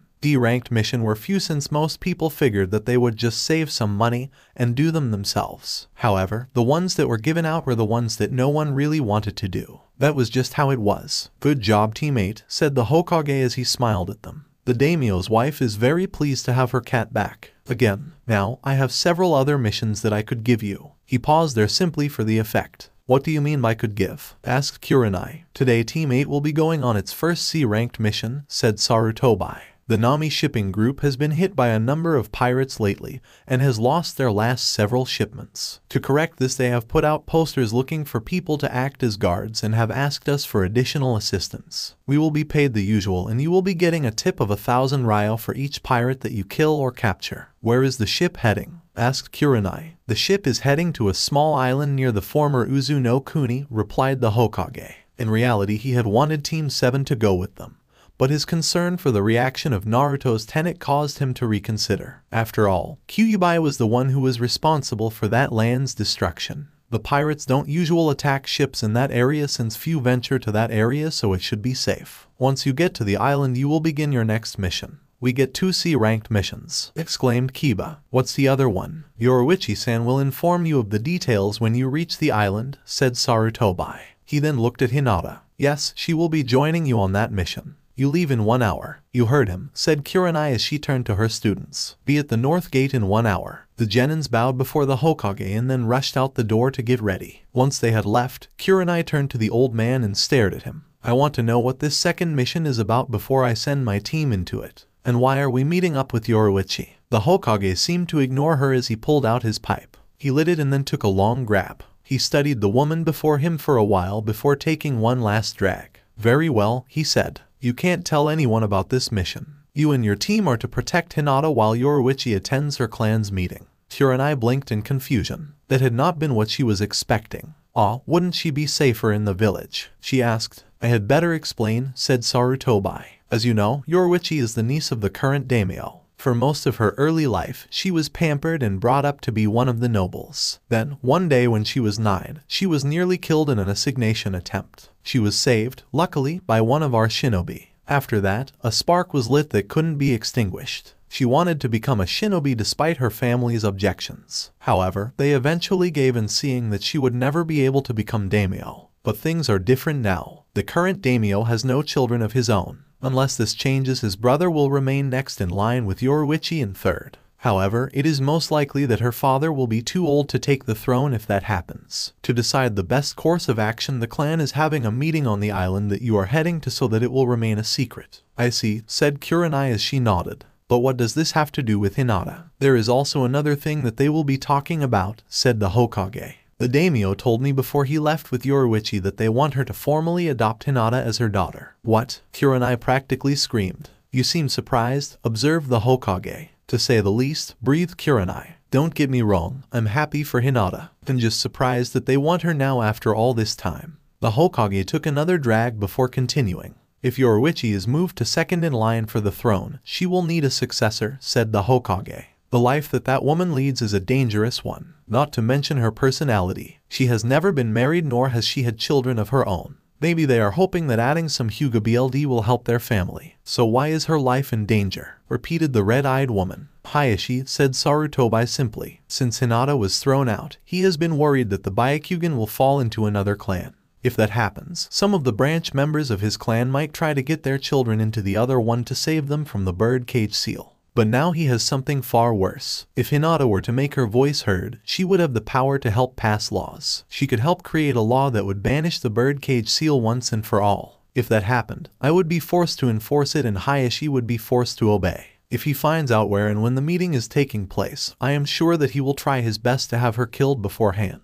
Does he know about this meeting? Asked Kurenai. Unfortunately, the council was informed, said the Hokage. And that man is on the council. He only knows about the meeting but not the time and place. The first mission is a cover. I had worked it out with the shipping company so that you will be on the right boat. He stopped to have another drag. Have I explained everything? Hi, she said as she turned to leave. After all, she had to get ready too. Naruto was lying on his back on a thick tree branch on the other edge of the clearing where Sasuke was training. His hands were behind his head acting like a pillow. Anko had gone on her own to work on some snake jutsus while muttering something about lazy senseis. At least things were quiet. So quiet in fact that Naruto decided to take a nap right before he began his own training. Slowly he drifted into dreamland until, "Get down here, dope," yelled Sasuke from the ground. Naruto groaned as he opened his eyes while wishing that his teammate came with a snooze button. He then got up into a sitting position with his legs dangling over the edge as he looked down at his teammate. "What do you want, team?" asked Naruto. "You're going to start teaching me that jutsu now?" demanded Sasuke. Naruto smiled as he shook his head. "Sorry, but sensei said I only had to when you finished mastering this exercise," said Naruto, who wasn't sorry at all. "And since you're down there and I'm up here, you haven't finished it." "It's pointless," said Sasuke as he crossed his arms. "This isn't making me stronger. I need to get stronger so I can kill him. So get down here." "Taking the easy way, I see," said Naruto with a sigh. "Let me guess, you actually have to work hard at it and now you want to give up. It takes time and hard work to gain power that is worth having." Then, Sasuke did something that Naruto never expected him to do. The Uchiha reached back and pulled out 6 kunai. Without saying a word, he threw them at Naruto. The wind user leaned back and rolled off the branch to avoid being hit. Now he was hovering in the air while looking at Sasuke. "What was that about?" "I don't want to lecture," said Sasuke. "I don't have time for it. Every second I waste with people who are only playing shinobi he gets stronger. So I'm just playing shinobi. So I'm just supposed to hand everything to you on a silver platter," yelled Naruto. "I worked my butt off for this power. If you want to get stronger, then why don't you try making your own jutsu instead of waiting for others to hand you everything?" Began Sasuke, but Naruto wasn't finished. "Besides, you're not getting stronger while Kakashi-sensei is holding me and Anko-chan back. So if you think you're better than we are based on our practices, then you are wrong." "You want to put that to the test?" asked Sasuke as he cracked his knuckles. "Love to team," said Naruto as he landed on the ground. Not wasting any time, Sasuke ran right for the blonde and punched him in the face. As Naruto took a couple of steps backwards due to the force of the attack, Sasuke managed to kick him in the chest. Sasuke then leapt toward him and continued to punch him over and over again without stop. "Is this the best you got?" taunted Sasuke. He was about to punch him in the face again when Naruto's hand grabbed the other boy's fist. Naruto stared at Sasuke. A small trickle of blood came from his mouth. His left eye seemed to be half open. In a single motion he pushed Sasuke away. "Hardly," said Naruto before he shot straight up into the air. Sasuke watched him as he became nothing but a small dot. "What is that dope thinking?" asked Sasuke aloud. Naruto stopped shortly before he hit the cloud line. Once there he began his pre-fight ritual. After all, you had to get into the right mood when you do things like this. Naruto closed his eyes and took a deep breath. He then opened his eyes and a feral smile appeared on his face. Sasuke stared at the dot that was his teammate. For a while it remained stationary. The Uchiha then began to wonder what was going on. Was his teammate going to run away? Did he have a plan? Was he going to use a long-range attack? His thoughts were then cut short when the dot began to get bigger as Naruto fell to the ground at amazing speeds. He then veered left and Sasuke lost sight of him due to the canopy that the forest created. Then, from Sasuke's right, Naruto came flying towards him like a human bullet, veering around so he didn't hit the tress. Sasuke grabbed his last kunai and threw it at Naruto. Sasuke watched it as it hit Naruto in the forehead. However, a moment later Naruto went poof. "Kage Bunshin," said Sasuke with gritted teeth. Sasuke's eyes then widened right before he did a backflip to avoid another Kage Bunshin that would have hit him from behind. When he landed, he saw another clone coming from straight towards him and another coming from the left. Sasuke dodged at the last moment so that the two hit each other. Sadly, this time there was no poof but a boom instead. The force of the explosion threw Sasuke like he was a rag doll as he landed on his chest. Slowly he got up and noticed Naruto was leaning against a tree with his arms crossed. "You done yet?" he asked with a grin. "Hardly," replied Sasuke as he charged at Naruto. Naruto got off the tree and began to do some hand signs. Then he yelled, "Fūton, Daidappa," and a great explosion of wind came and swept Sasuke into the air. He landed hard on a tree with enough force to hear a bone or two break. Then next thing he saw was Naruto flying towards him feet first, aimed for his chest. When it hit, Sasuke's face was the picture of pain right before he went poof and was replaced with a log. Naruto turned around and saw Sasuke on a knee, panting hard.